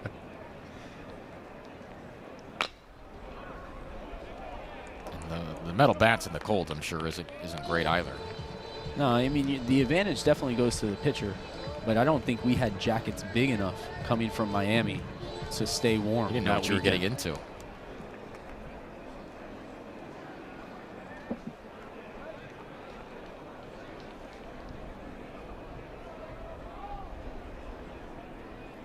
Inside on the 1-2. When you live in Miami, like most of the Hurricane roster does, your blood acclimates to that. Anything under 75 becomes uncomfortable. Yeah, you need hand warmers. You go to full snow jacket. There are restaurants in South Florida where if it gets under 70, the space heaters are brought out. That is not an exaggeration. 2-2 fouled off again. I mean, you're wearing your jacket today, and it's I think it's yeah. 75. I got to the third or fourth inning until that breeze came in. I hate to call you out on the air, but everyone up in Charlottesville right now rolling their eyes. They love temps like this right now. It's the wind chill factor. Can you call it wind chill if it's still in the 60s? I see the flag blowing. Well, I've left my window down here in the press box. I don't want the breeze. You get spoiled. We're into the 80s and 90s all the time.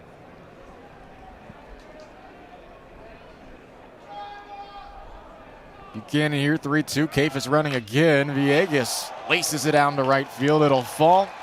Cafus had to go back on third to tag it because he overran it for a second. It's going to cost Miami a run.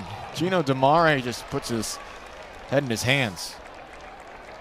And that's not something you see from a veteran player like Cafus many times. Obviously, you know, missing the bag at third base, it looked like, and going back to tag it, and then really just doing. What was he doing there?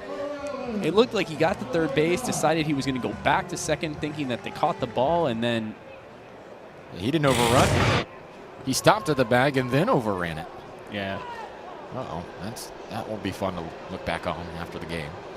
That's an unfortunate miscue for the Miami Hurricanes. Obviously, you know, they're up 11-3, but you'll take all the runs you can get against a Virginia team. Virginia will continue to go to the pen here. We'll take a break. Cafus gone down at home. It's 11-3 Miami. Bottom of the fifth. You're watching college baseball on ACC Network Extra.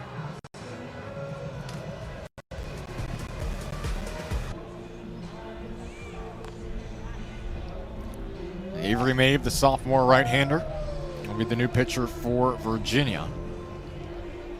Virginia native in his fourth appearance of the season, 1.69 ERA, and certainly the scenario here, Virginia's not going to go to their most experienced electric guys out of the pen. An opportunity for some experience, some good reps here for Mabe, the sophomore. Yeah, limited experience this year, but this is a guy that Brian O'Connor's very high on and will definitely see and need going forward in the season. So this is a perfect opportunity to get him a few reps against a quality team in Miami and see what he can possibly do. Didn't play last year. And had a tough outing against Ryder in his first appearance this year, but did go 3 1/3 innings in what was a 10-run win. Since then, 2 appearances, 2 innings, has only given up 1 hit against Towson in Liberty. We'll see what he has here against Yo-Yo Morales. He's 1 for 2 today.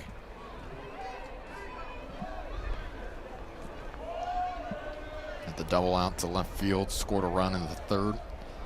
Was walked in his last plate appearance in the 4th. And there for a strike.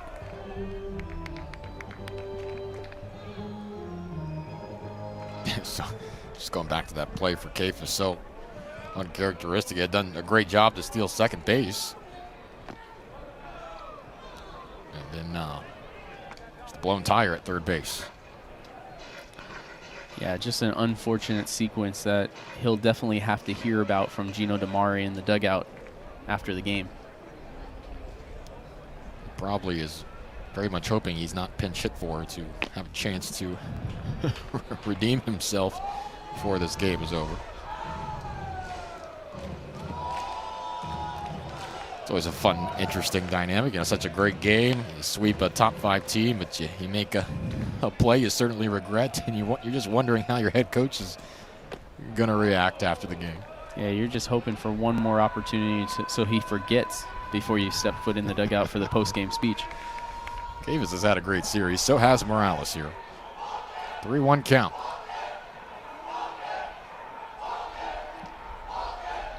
Ball 4. And yet another walk issued by this Virginia pitching staff. Yeah, and you really can't say enough about what the 1, 2, 3 hitters for Miami have done this series. I mean, they've been on base or driving in runs left and right for the Miami Hurricanes. And now Romero, we've mentioned it time and time again, if he can get going in that 4-hole for the Miami Hurricanes, I mean, he really sets up an amazing lineup for them. It's part of a number of storylines that has to be very encouraging for Miami fans as Romero swings through strike 1. And we've referenced it once today, the continued development of Romero and whoever mans that second base spot. And Alejandro Rosario throughout the rest of the season, can he continue to take a step forward into the form that he displayed last year? Those things come together for Miami, and the rest of their players continue to produce as is. This is a Miami team that has not reached its full potential and yet still is on the cusp of a 13-game win streak, which has not happened since 2015. Yeah, and you talk to a lot of these players, and they'll tell you they're not done yet. I mean, they know there's more in the tank, and there's more that they can do. Romero takes the 0-2. For Virginia, I mean, it's been a dream season thus far for a team that was not ranked in most top 25 polls to start the season. Still some ridiculous offensive numbers. Really balanced team. We talked about that the only team in America that's top 10 in batting average, ERA, and fielding percentage. Romero fouls it off and stay at 1-2. They were due to face some adversity over the course of the season, right? It's not many teams are have a run all year long like Tennessee is having right now, 30-1. And if you ask any coach, they want to have it mid-season as opposed to late in the season. So I think Brian O'Connor is going to go back to the drawing board and get this team ready going forward. 0-2 skips away. Both runners will advance for Miami. Yeah, who knows what happens last night if Jay Woolfolk doesn't throw 3 wild pitches in an inning and allow Miami to tie the game, or, you know, a couple hanging pitches too many that Miami took advantage of for home runs. Virginia certainly was deserving of a win yesterday. Yeah, and you can look at it at both sides. I mean, you could play the what-if game all day. Romero on the 2-2 drives it out towards deep center field, sending Newell back to the track where the catch will be made. Miami scoreless here in the bottom of the 5th. Chip on your shoulder when you're ranked in the top 5. All right. Be interesting to see where they are here. Snap throw down to first. And Kafis was playing in. Couldn't get back to the bag as the throw was high and tight to Anderson. His helmet fell off.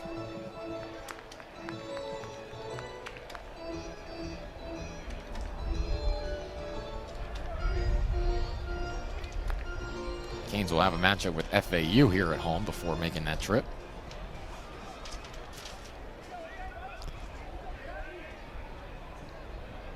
Rio from Torres. That's ball 4. All right, so a hit batter and a walk from Torres, who looked strong in the 5th.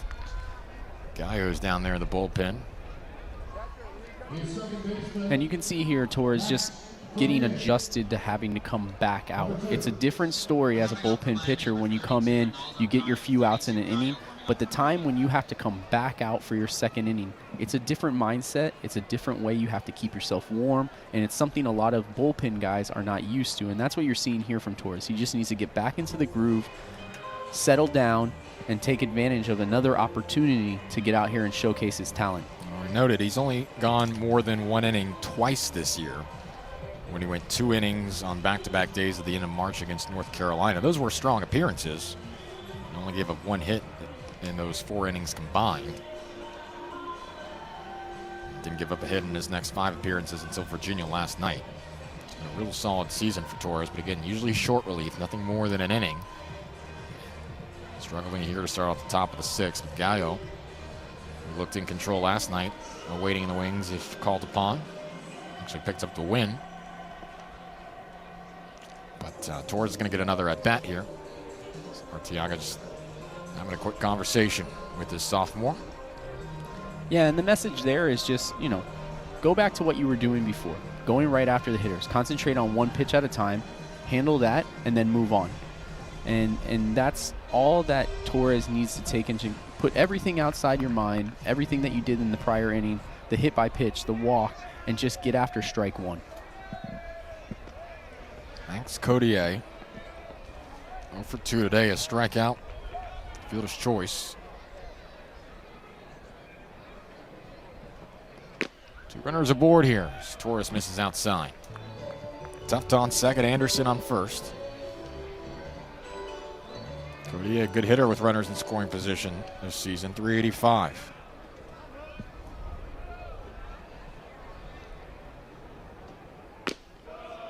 Another ball, 2-0.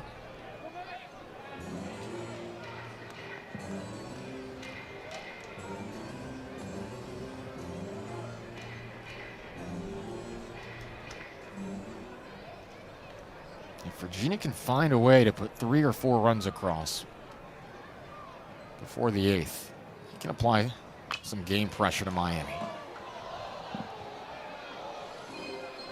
Took out a window in the press box, ends up in the front rows. Yeah, I mean, this game has not gotten away completely from Virginia. We're only in the 6th inning. There's outs to be made.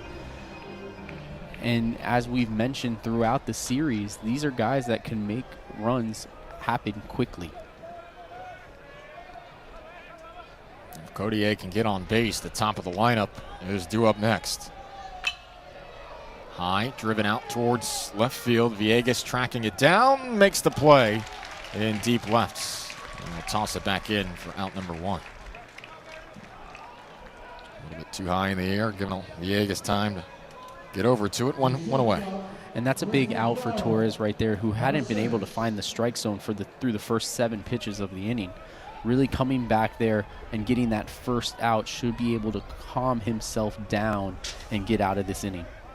And now he doesn't have to face O'Farrell with no outs and the bases loaded, perhaps. O'Farrell 1 for 2 today. Grounded into a 5-4-3 double play. His last at-bat.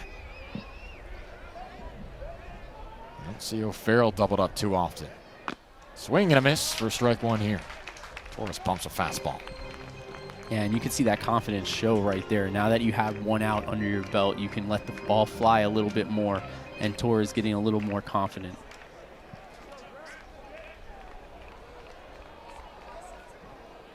.23 pitches thus far for Torres. And upstairs, 1-1.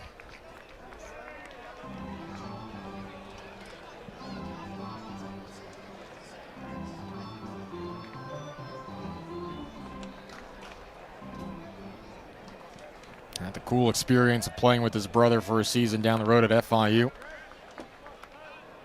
Humberto Torres now at Gardner-Webb University. Fastball high, 2-1.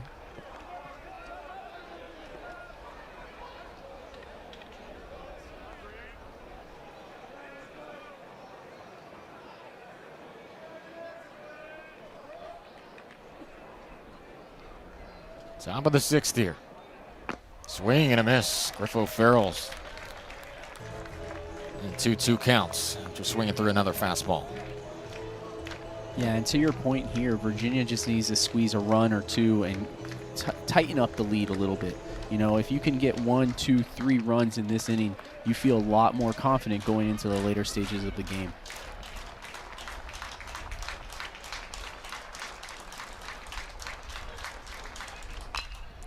Farrell stays alive.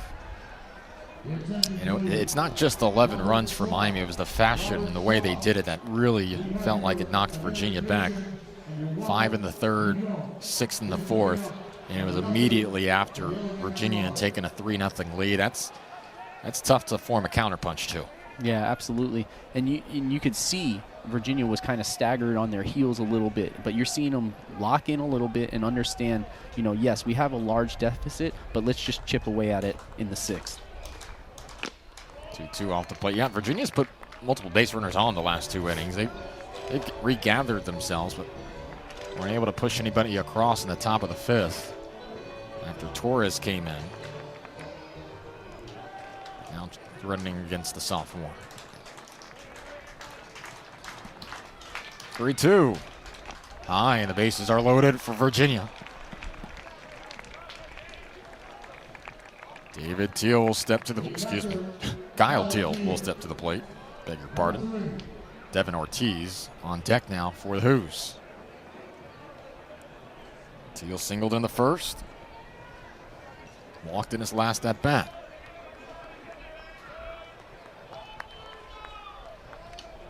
Teal will not go up against Torres here in this situation. Ronaldo Gallo will be his opponent on the mound. We'll have more on Gallo when we return. Torres navigates through the 5th. Faces 4 batters here in the 6th. His day is done. Ronaldo Gallo in for the Hurricanes here, top 6. 1 out and the bases loaded for Virginia.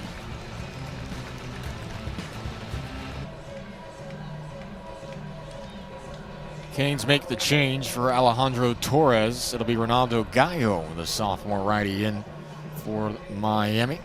10 appearances this year, a 5.25 ERA, 15 strikeouts, 8 walks. You talked about how if he can continue to develop his command on the mound, he really will become a viable option for Miami. And recent appearances encourage a healthy optimism for that. Over his last 4 appearances and 4 innings of work, no walks issued from Gallo.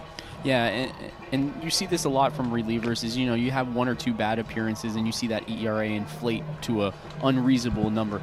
But like you had just mentioned, his last 4 appearances have been stellar.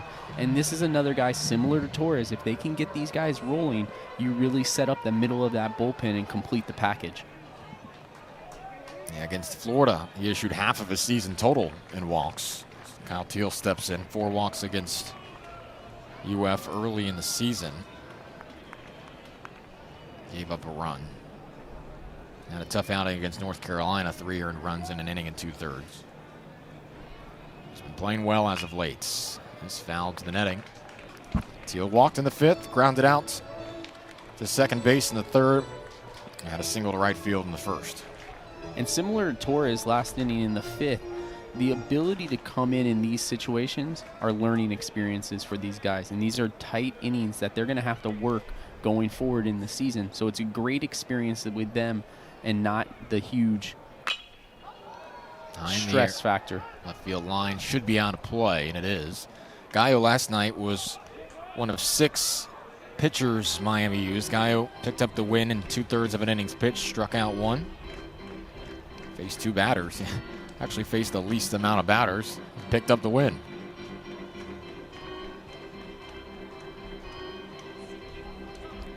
Boy, he had a crash course in why Miami's bullpen is so highly touted last night between Gallo, Zeal, and Walters. So Torres in there, of course. JP Gates got involved. Teal behind 0-2. Guy fired a fastball high. Yeah, we talked a lot about Miami's bullpen this weekend. I mean, they have been able to record just 4 hits prior to today in 7 2/3 innings and 8 strikeouts. I mean, with no runs. And that's what's going to be the driving force as we continue through the season. 1-2 fouled off again. Andrew Walters came so close to giving up that first run of the season. Virginia thought they had him on the ropes. A glove save and a beauty. Walters ending the game. This is an important at bat here for Virginia. Teal could put this in the gap, potentially could score 3. All of a sudden, 11-6. They'd still be threatening. They had a 10-run inning last Sunday against Georgia Tech in the 4th. 1-2. Pops him up towards the left side. Villegas tracking. Ooh, just out of play. He goes crashing to that short wall. I feel like as an outfielder, you almost prefer that wall in that area be shoulder length high, or you don't go flying over head first. Tumbling over, yeah, at the hip.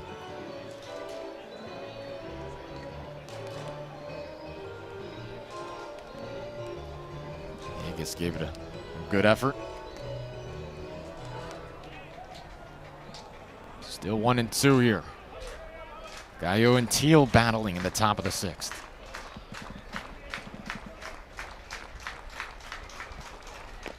Teal takes, it's inside.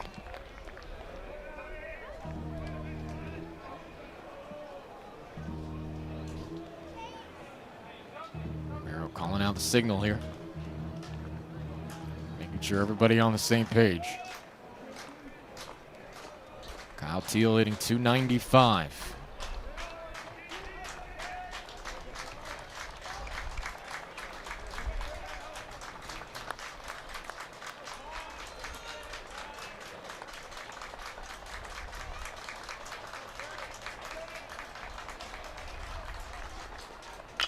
Teal turns on it, takes it deep towards right field. It'll stay in the park right in front of the track. Sacrifice fly scores a run, advances Anderson to 3rd. The Hoos get 1, but Miami will probably make that trade in that situation. Yeah, absolutely, and that's a great job by Gallo to get the out. That's what's important, and we talked about it when Torres came in the beginning of this inning. The last thing you want to do up 8 runs is walk guys. You want to go right after them, let them get themselves out. Every hitter in this situation is going to be aggressive. They know they need to score runs and they need to get hits. So if you can use that to your advantage and let them get themselves out, all the better. Andrew, I'll tell you what, as Ortiz steps in, the wind wasn't blowing in, or if Teal had gotten just a little bit more of that, 5 or 6 more feet, I mean, my goodness, we could have had ourselves a ball game again. That very easily could have made it 11-7. Wow.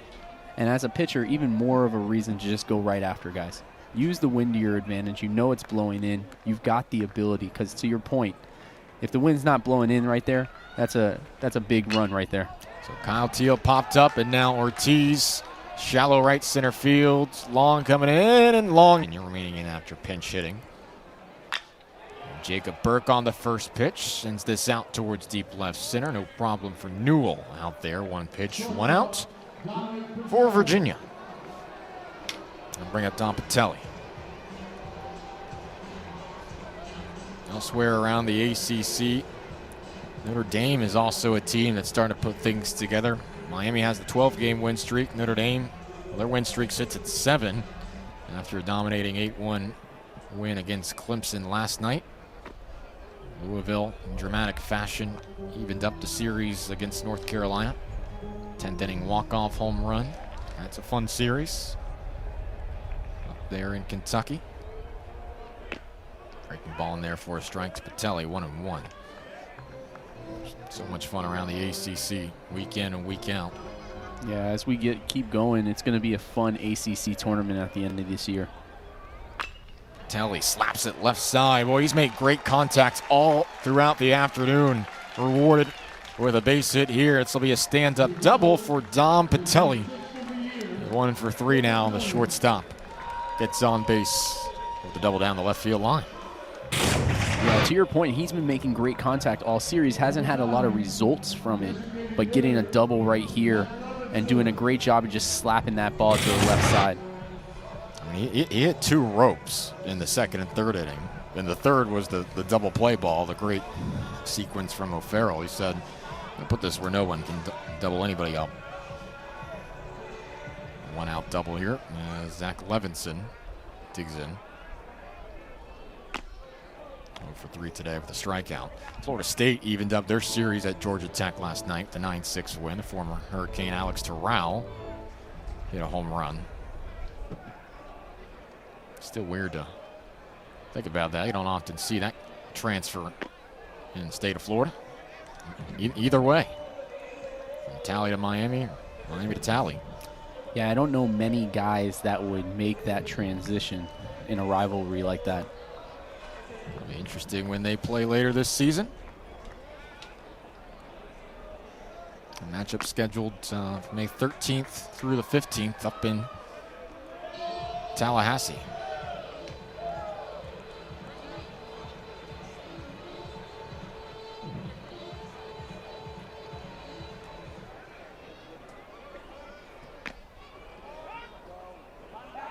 Three and 1 here to Levinson, the DH. In the 7th spot.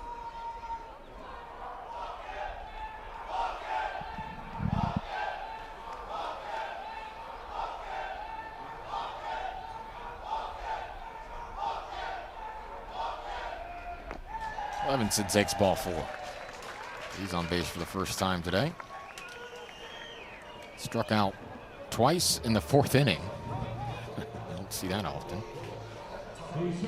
Twice looking. Yep.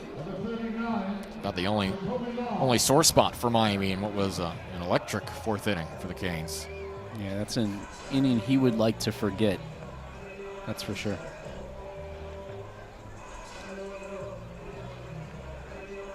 I mentioned that ACC tournament. May 24th to the 29th up in Charlotte this year. Usually alternates between Charlotte and Durham, of course, the DBAT, Durham Bulls Athletic Park. She's hosted so many ACC tournaments. Charlotte's got a beautiful field. That skyline in right field. Great facility and venue for that.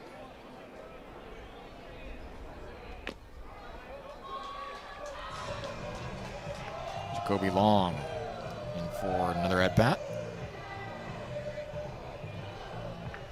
Pinch hit for Gutierrez.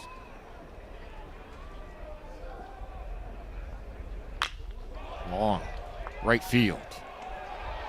This is causing problems, and it's off the bottom of the wall. Boy, Teal never looks comfortable trying to track that down. And Miami's going to add another to their tally. It's 12-4 Canes. As Patelli comes in from second to home. Yeah, Long just doing a great job of driving that ball, the high outside pitch into right field. And Teal, a catcher, showing why he's usually behind the plate right there, just getting turned around out there in right field and not being able to come up with it. Has some experience in the infield, shortstop, and obviously has transitioned to that catching role. That even if he did get a good beat on that line drive, that would have been a tough play right at the wall. Any sort of hesitation ensured that he would not be able to put that in the glove. And now another error, this time on the pickoff attempt. Long's going to scoot towards third base. Levinson obviously scores with ease. And Virginia is having an afternoon to forget. 13-4 Hurricanes lead.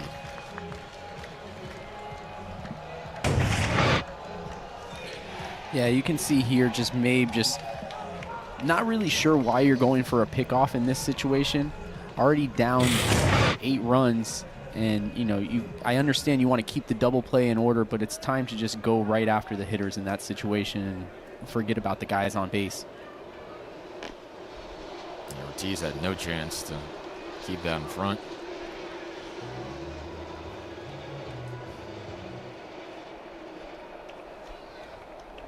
Earlier was a snap throw that went towards right field, wasn't it? Yep.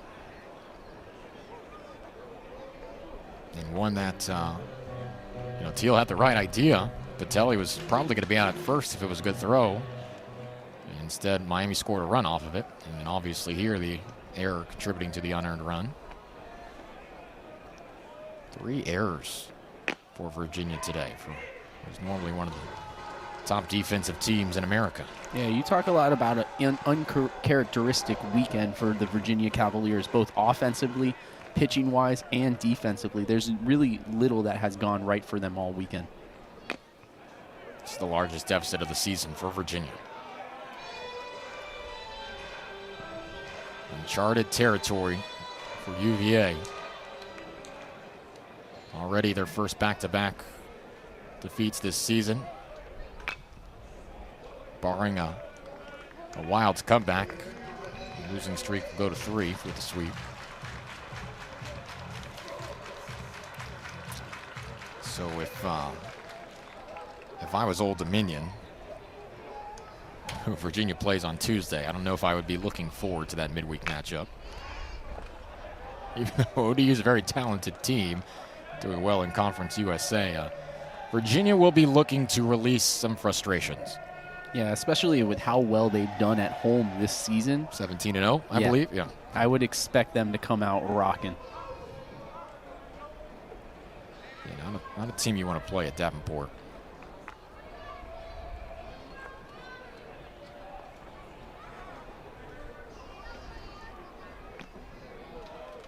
Three and 2 now. 19-1 at home. Excuse me. 19-1. Still pretty impressive. Yeah, not bad.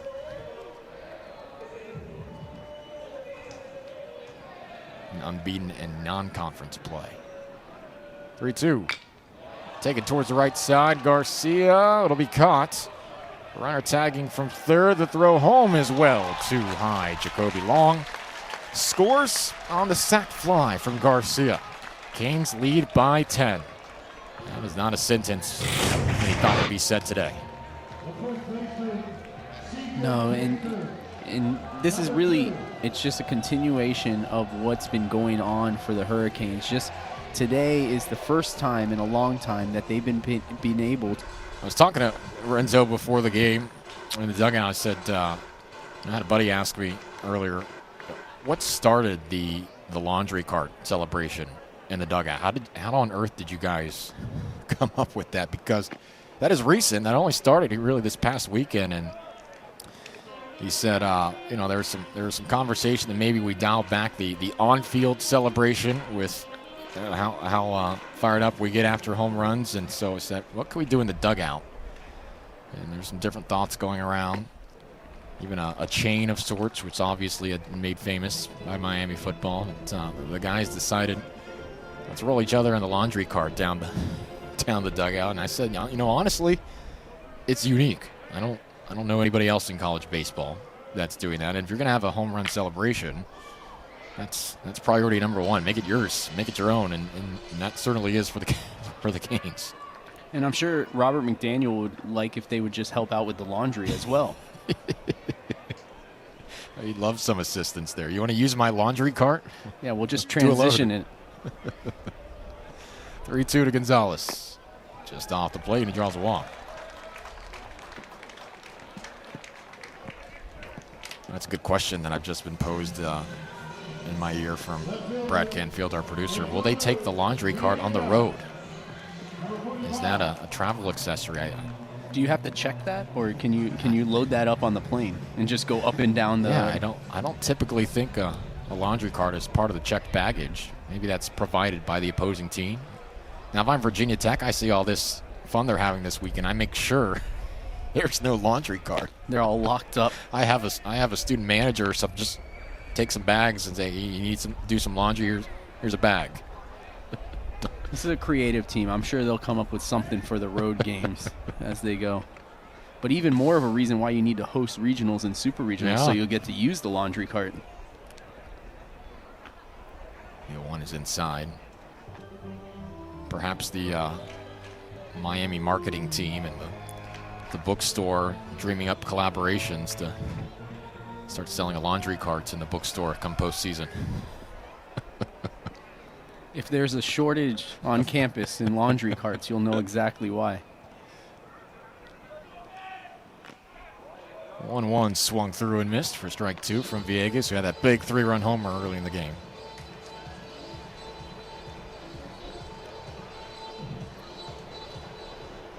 I'm thinking of laundry baskets right now. I once signed up freshman year for a student organization to get a free laundry basket. I put my name on their email list, got a free laundry basket. I'm still getting emails from that, from that organization. It's like the on-campus credit card that never seems to go away. You're locked in for life. But you got a free towel. Got a free laundry basket, yeah. Foldable, versatile. Villegas 2 for 3 today. What a week it's been for him. 3 home runs and 1 the whole season entering this week against Boston College. Yeah, and that's truly impressive about this Miami team is it really hasn't been one person. You had Dominic Patelli last weekend have a dominating performance, but this weekend it's kind of been Villegas and Morales that have taken that opportunity. And you hope to see that continue as they just get different guys that step up at different times, and then you put it all together at the end of the season. Villegas fooled on that pitch. He goes down on strikes. Onto the bottom. Or top half of the inning, I should say. Top of the 7th coming up here on ACC Network Extra. It's Miami 14, Virginia 4. Back after this.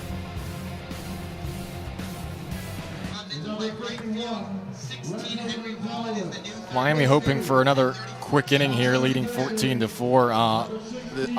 Our camera operator today, Stephanie, she's also hoping for a quick inning. Word on the street is she has a meeting with a professor at 5 o'clock sharp. You can't miss it. Well, no excuses, Steph. You're going to have to miss it until this game is over. Sorry.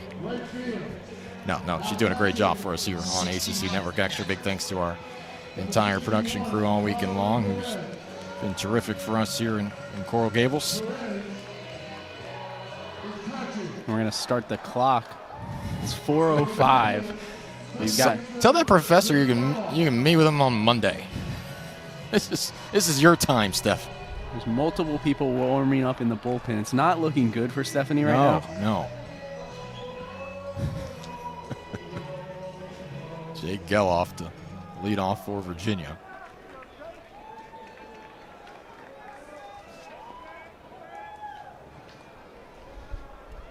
First pitch on the corner for a strike.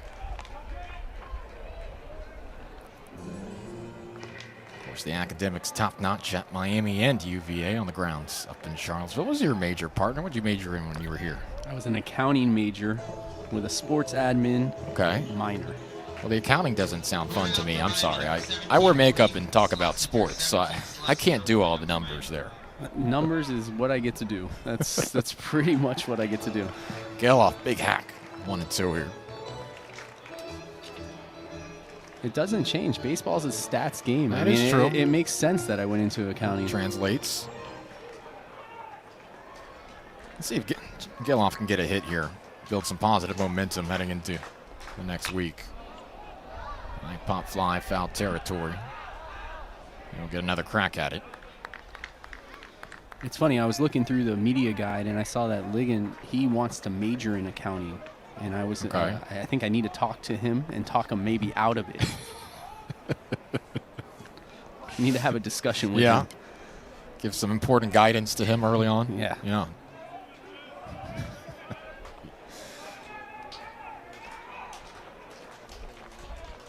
1-2. That's high. All the accountants listening say, what are you talking about, man? Come on, represent. Well, if you know anything about accounting, there's no accountants listening because it's almost tax day. And they're all very busy. That is true. I need to get back with my accountant. I haven't heard back. I don't want the IRS coming after me. This is high.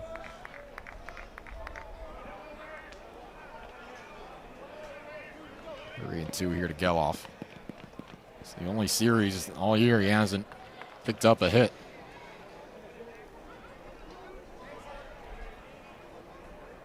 Been on base just twice with a walk and a fielder's choice this weekend. 3-2 from Gallo. The end of the bat. Great pitch right there by Gallo to paint the outside corner, but a great job by Jake to fight it off there. And you can see why he's such a great hitter. Yes, he hasn't had the best weekend this weekend, and he hasn't had a hit, but you can see the at-bats he has, and he's going to have a bright future and a bright career going forward. And in this season, I mean, this is one series in a season that he'll continue to be successful in. Fouls off another pitch. Well, the velocity and how hard his hacks are, it's not uncommon to see his helmet fall off, or the last pitch when his elbow guard fell off. And we referenced the conversation that the Wake Forest pitching coach had with the former UVA relief pitcher Stephen Schock when he was asking him, how do you get Geloff out? And that Wake Forest pitching coach said, maybe you might think that he's selling out for pitches with how hard he swings and the helmet comes off, but he keeps making great contact. It works for him as he draws a walk here.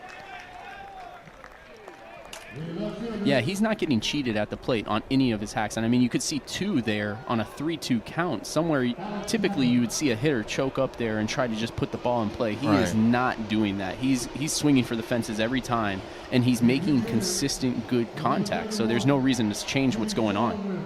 Gallo issues his first walk in 5 appearances. Also, let's get to some defensive replacements here. Mike Rosario is the new right fielder for Miami. Jimmy Sullivan for Virginia will be the pinch hitter here, in for Tappan. We got a 1-for-3 day. Singled to right field in his first at bat.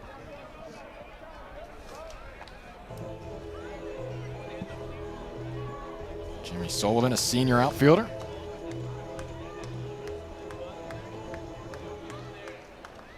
Elsewhere for Miami, Henry Wallen takes over the third base spot for Morales. 0-1 is fouled off the netting. Carlos Perez, the new catcher.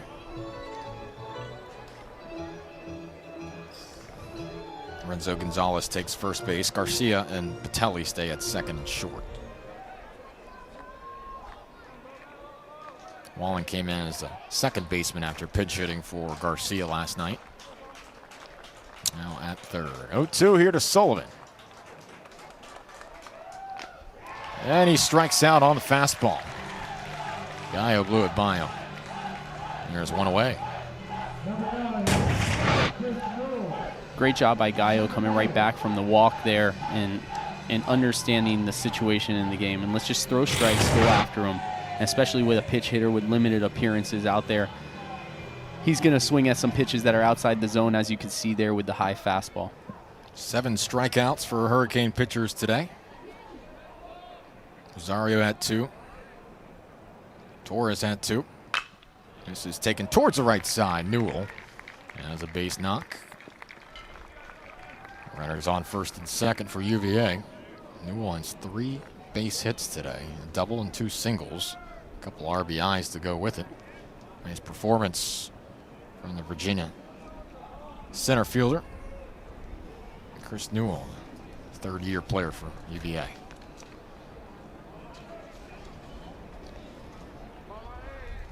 I've been forgetting that designation for Virginia throughout the weekend. They're not juniors; they're third years. That's right. That's how they do it up in Charlottesville. Yeah. Thomas Jefferson's institution. 14-4 our score, top 7. Colin Tufton for another at-bat. Came in and got hit by a pitch on the first pitch he saw last time out.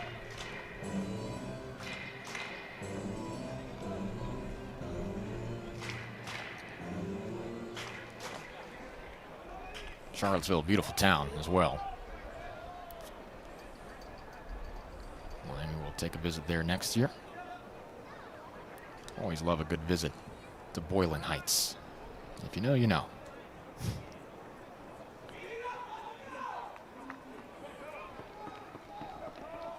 Tubbs at the plate.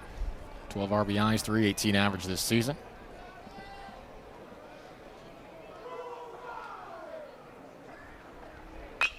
Pops it up, left side. Just out of the infield. Sun in the eyes, but Patelli still makes the grab, 2 away. Guy really settling in now. Back-to-back outs after the walk and strikeout.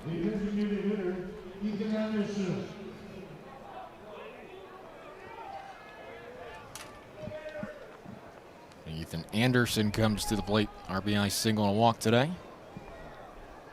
with Codier on deck. 5 runs in the third, 6 in the fourth, 3 in the sixth for Miami. 3 Virginia errors have not helped their case, but even without those, Miami would have put a significant tally on the board. Towards second, beats the shift. Garcia can't get to it.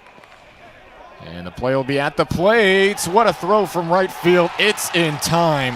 Wow. The put out from Rosario just came into right as a defensive replacement. And he nails Geloff trying to take home.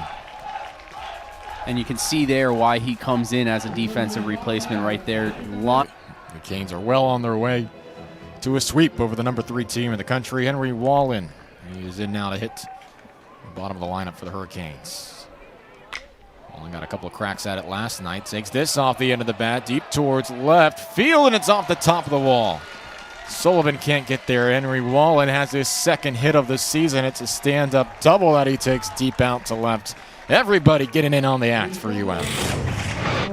Yeah, and the wind's completely changed. I mean, the left fielder there playing in a little bit on Wallen and just drives a ball that keeps carrying all the way to the fence there.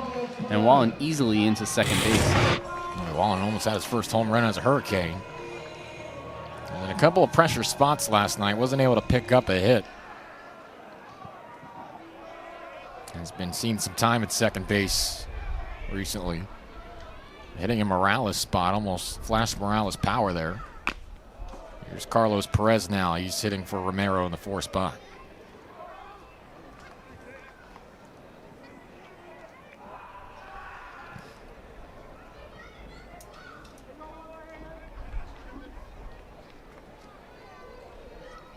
Mason Dillo, the pitcher for Virginia.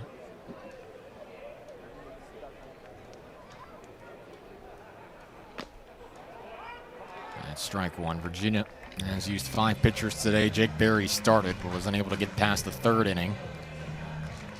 Gertis had his struggles. Gave up 5 earned runs in just the 1/3 of an inning pitched. Since then, it's been Buchanan, Mabe, and now Dillo.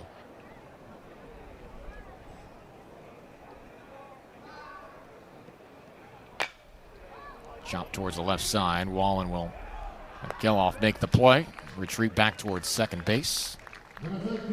One down here, bottom 7.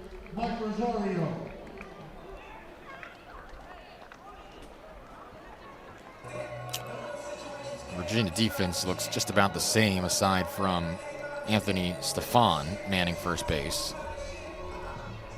Freshman infielder.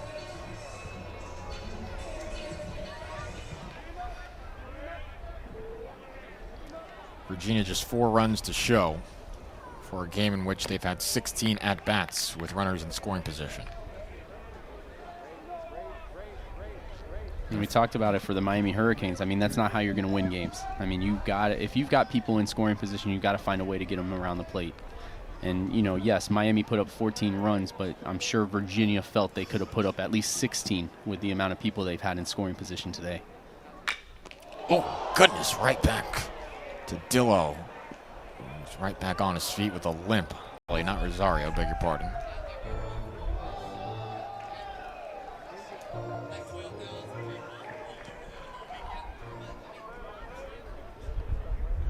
Rosario's on first base.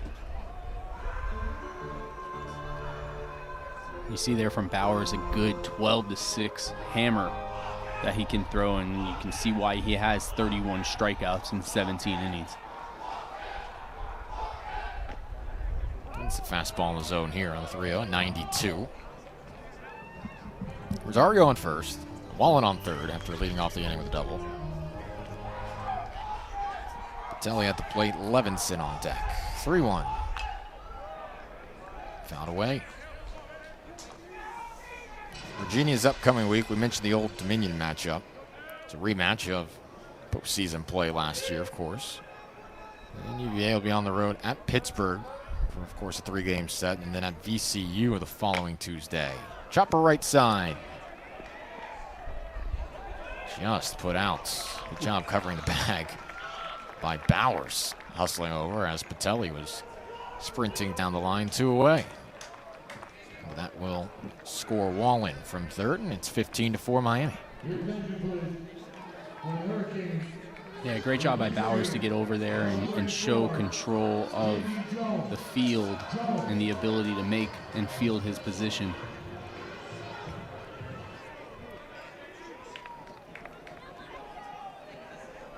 Two outs for J.D. Jones, pinch hitting for Levinson. Jones a .385 average this season.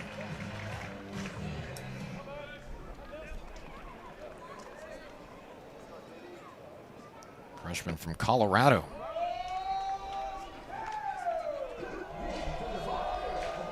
Miami doesn't often go out west for recruits. They don't often go out of South Florida for recruits. With good reason. There's enough talent down here, but J.D. Jones came in.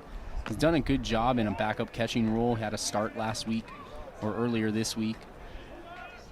And he's shown some promise for a young kid. He went 2 for 5 against FIU. Scored a pair of runs, had an RBI. Breaking ball misses away, and a 3-1 count coming up. 5 hits in 13 at-bats this season for Jones, a product of Fairview High School in Boulder. Ball 4 to Jones. The freshman gets on base.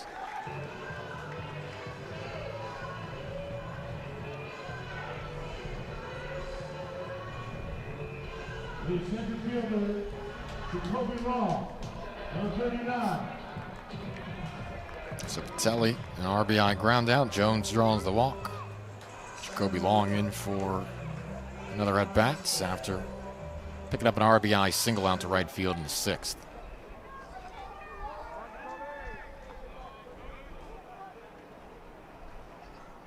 Big cut.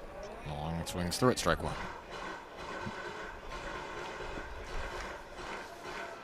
The longest road stretch of the season for Virginia. I mentioned 7 out of 8 will be away from the friendly confines of Disharoon. Did not go here. The remaining ACC series for Virginia: Pitt on the road, Carolina, Virginia Tech at home, Clemson at home as well. They'll have 3 consecutive ACC series at home before finishing on the road at Louisville. Good breaking ball for strike 2. Yeah, they have the ability to turn this right around. I don't want Quickly. people to think that, Virginia's gone all of a sudden. This has been a tough series for them, but they can quickly get back into things. And I think it's a team that Miami...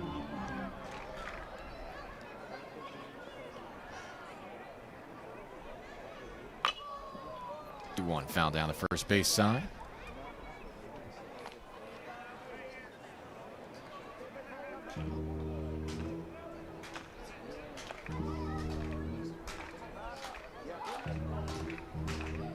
Schlesinger, I know he's pitching in an 11-run game now, but he's one of these key guys out of the bullpen that will be playing in much more high-leverage situations than this over the course of the year. What a pitch. Strike 3 there, freezing Kodiak. And you're going to see why he is going to be pitching in those pressure situations as we go through the season.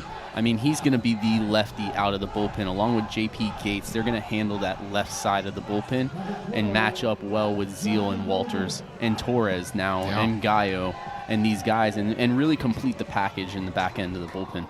Was somebody taking a nap right there in the first row? Did you catch that? No, I didn't. One out here, though. Someone's a little tired. It's not a night. Yeah. Come on, guys. This is top 10 baseball. It's a Sunday. It's a Sunday, yeah. Oh, a little power nap before probably having to study later today, maybe. It is an 11-run game. Swing and a miss here from Rubin, who had the only base hits on Friday. It is the perfect napping weather. It really is. 75, sunny. Oh, she's up. She's back. No, she's out again. Swing and a miss, strike 3. And there's 2 away. Good breaking ball here. Yeah, you can see why Schlesinger was such a highly recruited athlete coming into Miami. I mean, you can see that dominating slider over there from the left side and a great fastball to go along with it. So Kyle Teal in with 2 outs here. 1 for 2 today. You know what? I'm going to give her credit, though. She's out at the ballpark. Could have spent all day in the dorm room just relaxing, watching some TV. Came out to support her team. Probably was on her feet, supporting, energized earlier today. And she's lasted the whole game. Yeah, she's still here. Is the man going to be chivalrous here and give the sweater? No, he's just getting a little warm. Sweater to the other seat. Slider outside. She just wants to know why he's moving so much.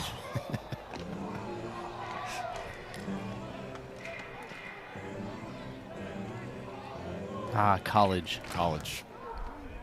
There's something romantic about baseball. 15-4 score here, top 8. Pitch off the plate. What's the quote I'm going for? How can you not be romantic about baseball? There it is. Bull Durham. That's what I'm going for. It's perfect. Foul tipped.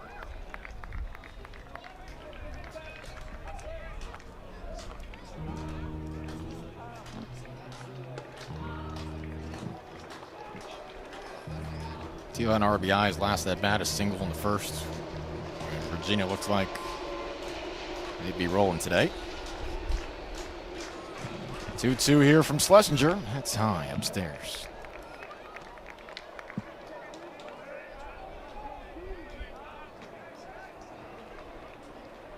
So ODU and Pitt this week for Virginia. FAU and Virginia Tech for the Hurricanes.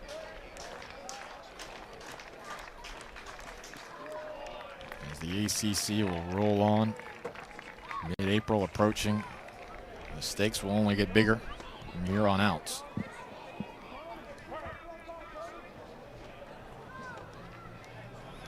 The first baseman, Anthony Stefan. Anthony Stefan will be the hitter now for Virginia. It was a defensive replacement the other inning.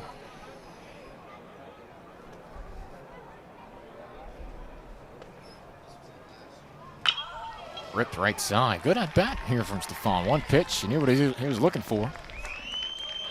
Virginia puts runners on the corners with 2 outs. At the top of the 8th. As coach, I'm sure they appreciate that approach. Sharp. No, you got to take it. You got to take your opportunities when you're given to them. Especially if you're a young hitter in that situation. You know, after a walk, that Schlesinger is going to come right back after you and go right for that fastball and takes advantage of it. 4th base hit of the season for Stefan. He was 3 for 16. Before that at bat, we'll have another pinch hitter here for Geloff. Tristan Shoemaker, who's 3 for 16 this season as well. 188 clip. Shoemaker on the first pitch, driven towards right field, bringing Rosario back for the final out of the inning. Virginia strands a pair on to the bottom of the 8th. 15-4 our score in Coral Gables. Back after this, stay with us.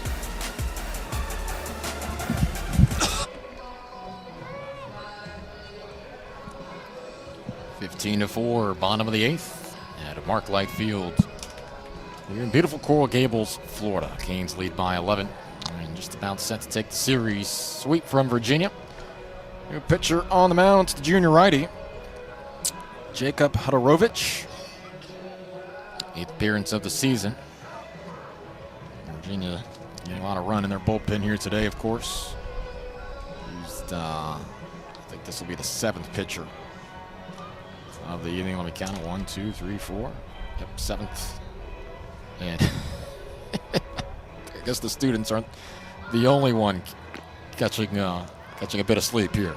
At this point, I think we're the only ones not catching any sleep out here.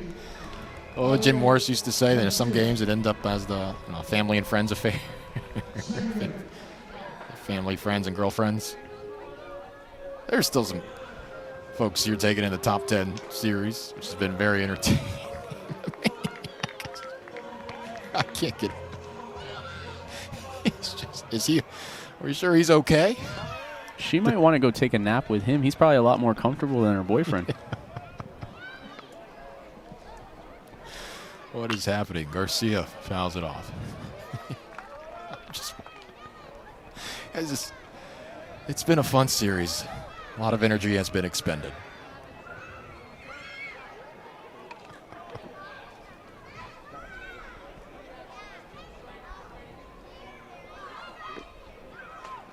One here from Monorovich. Garcia over 1 today.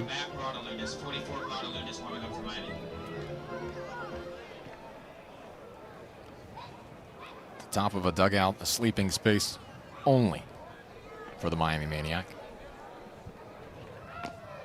Fastball in for a strike. I mean, it was a tiring game last night. You know, there was a lot of energy expended on late. both sides. I can understand. Hard to get to bed early after the festivities, the excitement of last night.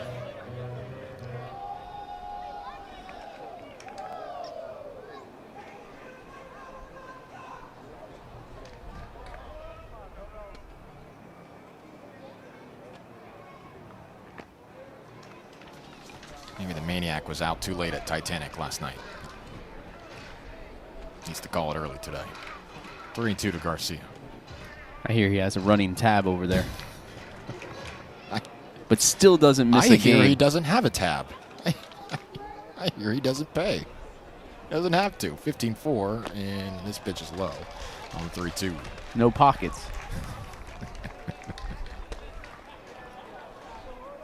First baseman, Renzo Gonzalez.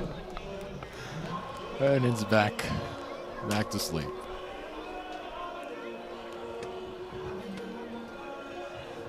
I don't know why I find this so funny. You don't see mascots do this.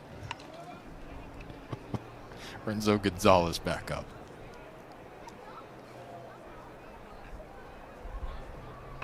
Ball 1 outside. He's getting a nice tan. Looks a little orange. Put some SPF on him.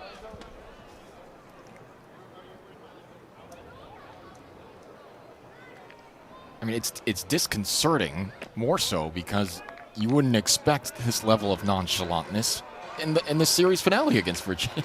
You know, this is midweek game kind of stuff. Yeah, this is unexpected, to say the least, especially after last night. Yeah. And even Friday night's game. I mean, they're 2 good games, and you know, for this to happen on a Sunday game, it's, you know, I told you before the game, you never know what you're going to get with a Sunday game. You did. You sure did. Could be 2 here. 4-6-3. Nicely turned by the Virginia defense. 2-way here in the bottom of the 8th. Codier to Rubin to Stefan.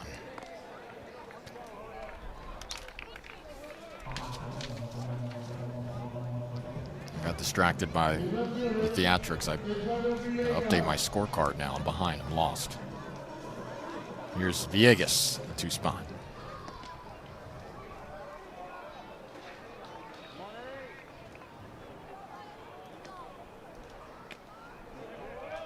It was Villegas' blast that really got Miami going. Yeah, up until that point, I mean, Virginia pretty much had handled this game wholeheartedly. And it was Villegas' blast that really changed everything and flipped the script. Gave the Canes a 4-3 lead in the 3rd inning.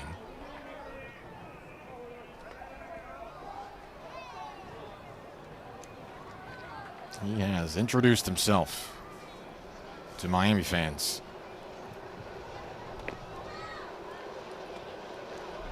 Getting over 300 now. He's come on strong here in the middle of ACC play.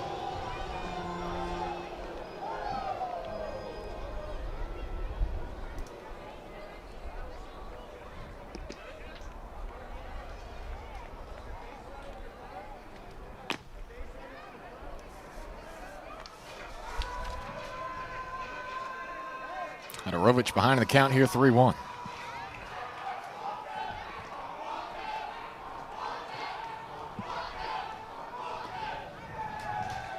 UM faithful still engaged here late in the game. You hear the chants from the crowd. Villegas draws a walk with 2 outs here, bottom 8.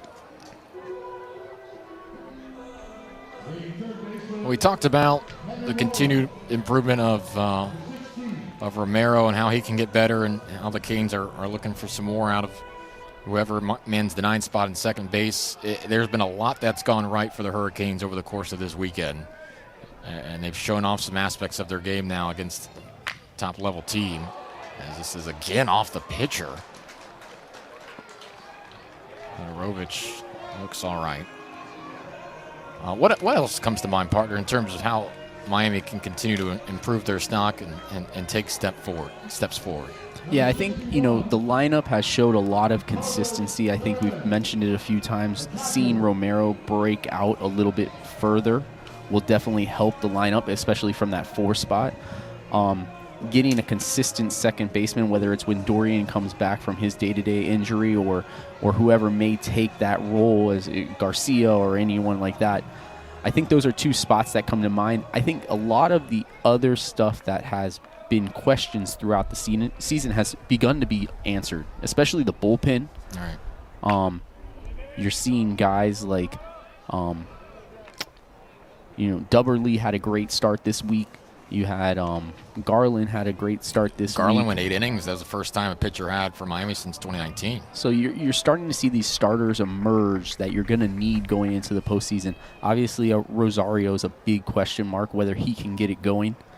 Because like I told you before the game today, it is very difficult to get through the World Series and the ACC tournament with only 2 or 3 starters. You're going to need those 4 and 5 guys to really get things moving, and that's what Miami's really looking for out of these guys getting these starts right now.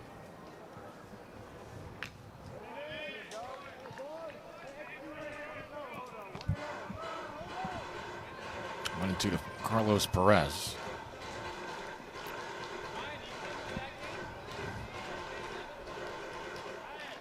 They've done it at home. They've done it on the road. Another road test awaits in Blacksburg. Perez takes the ball.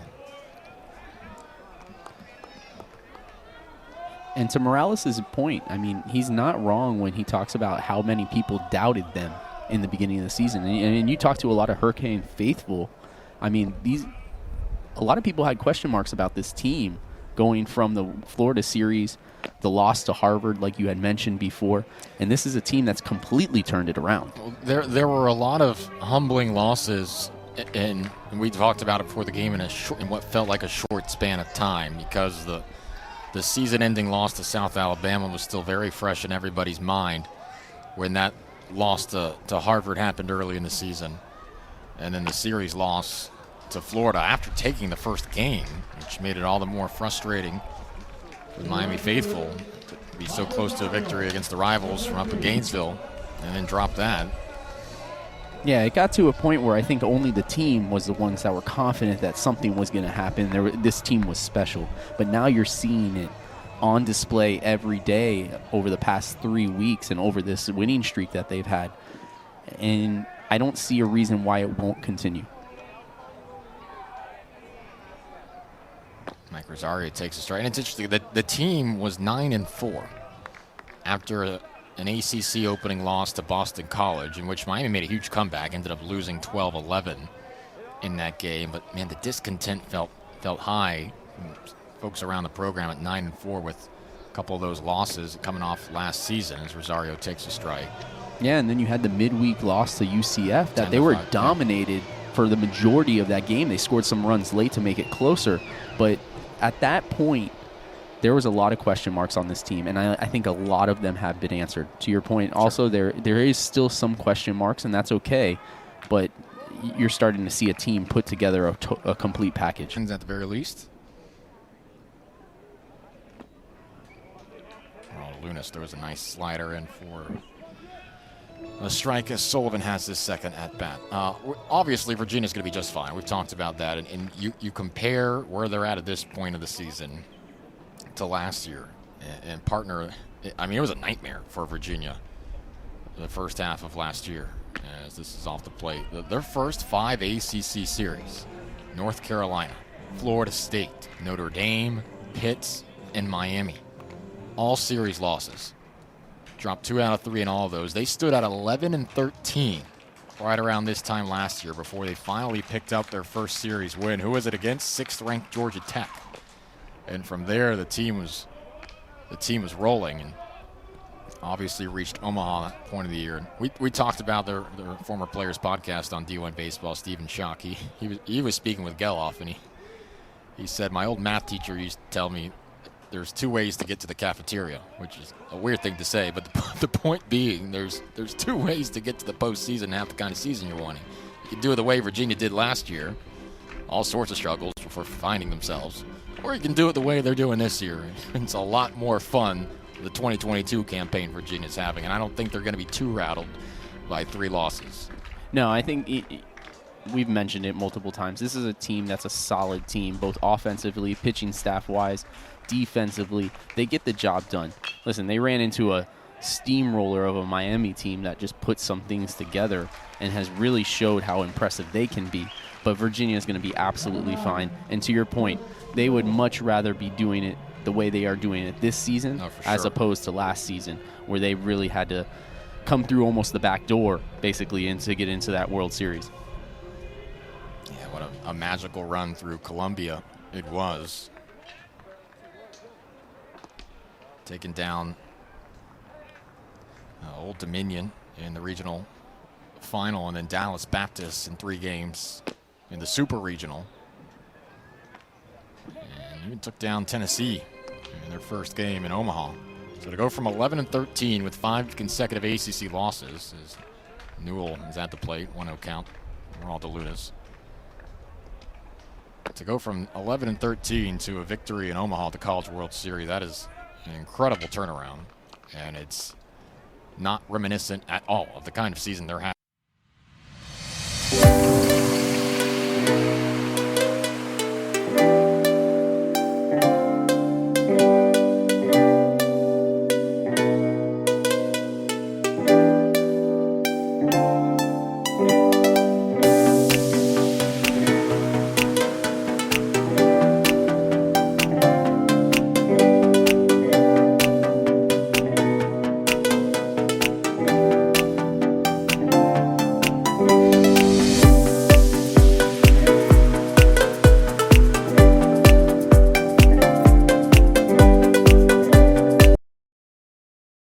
Series. Newell had a great series pretty much all weekend. He's had an amazing day today. And you had some other bright spot. I'm sure Jake Geloff, he wants to forget everything about this series that he can. But they're going to turn this around. They're going to go to ODU, or they're going to have ODU come to them, and then take care of business throughout the rest of the ACC schedule. Yeah, it'll be a home game against Old Dominion, the only one in this 8-game stretch. And it's put out there from second by Garcia. And there's 2 away here in the top of the 9th for Miami.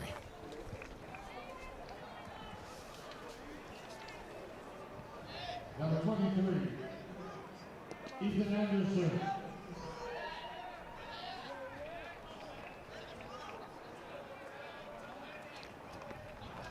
Ethan Anderson will try to extend the game. 2 for 2 today. We talked about that laundry cart earlier today, the home run celebration for Miami.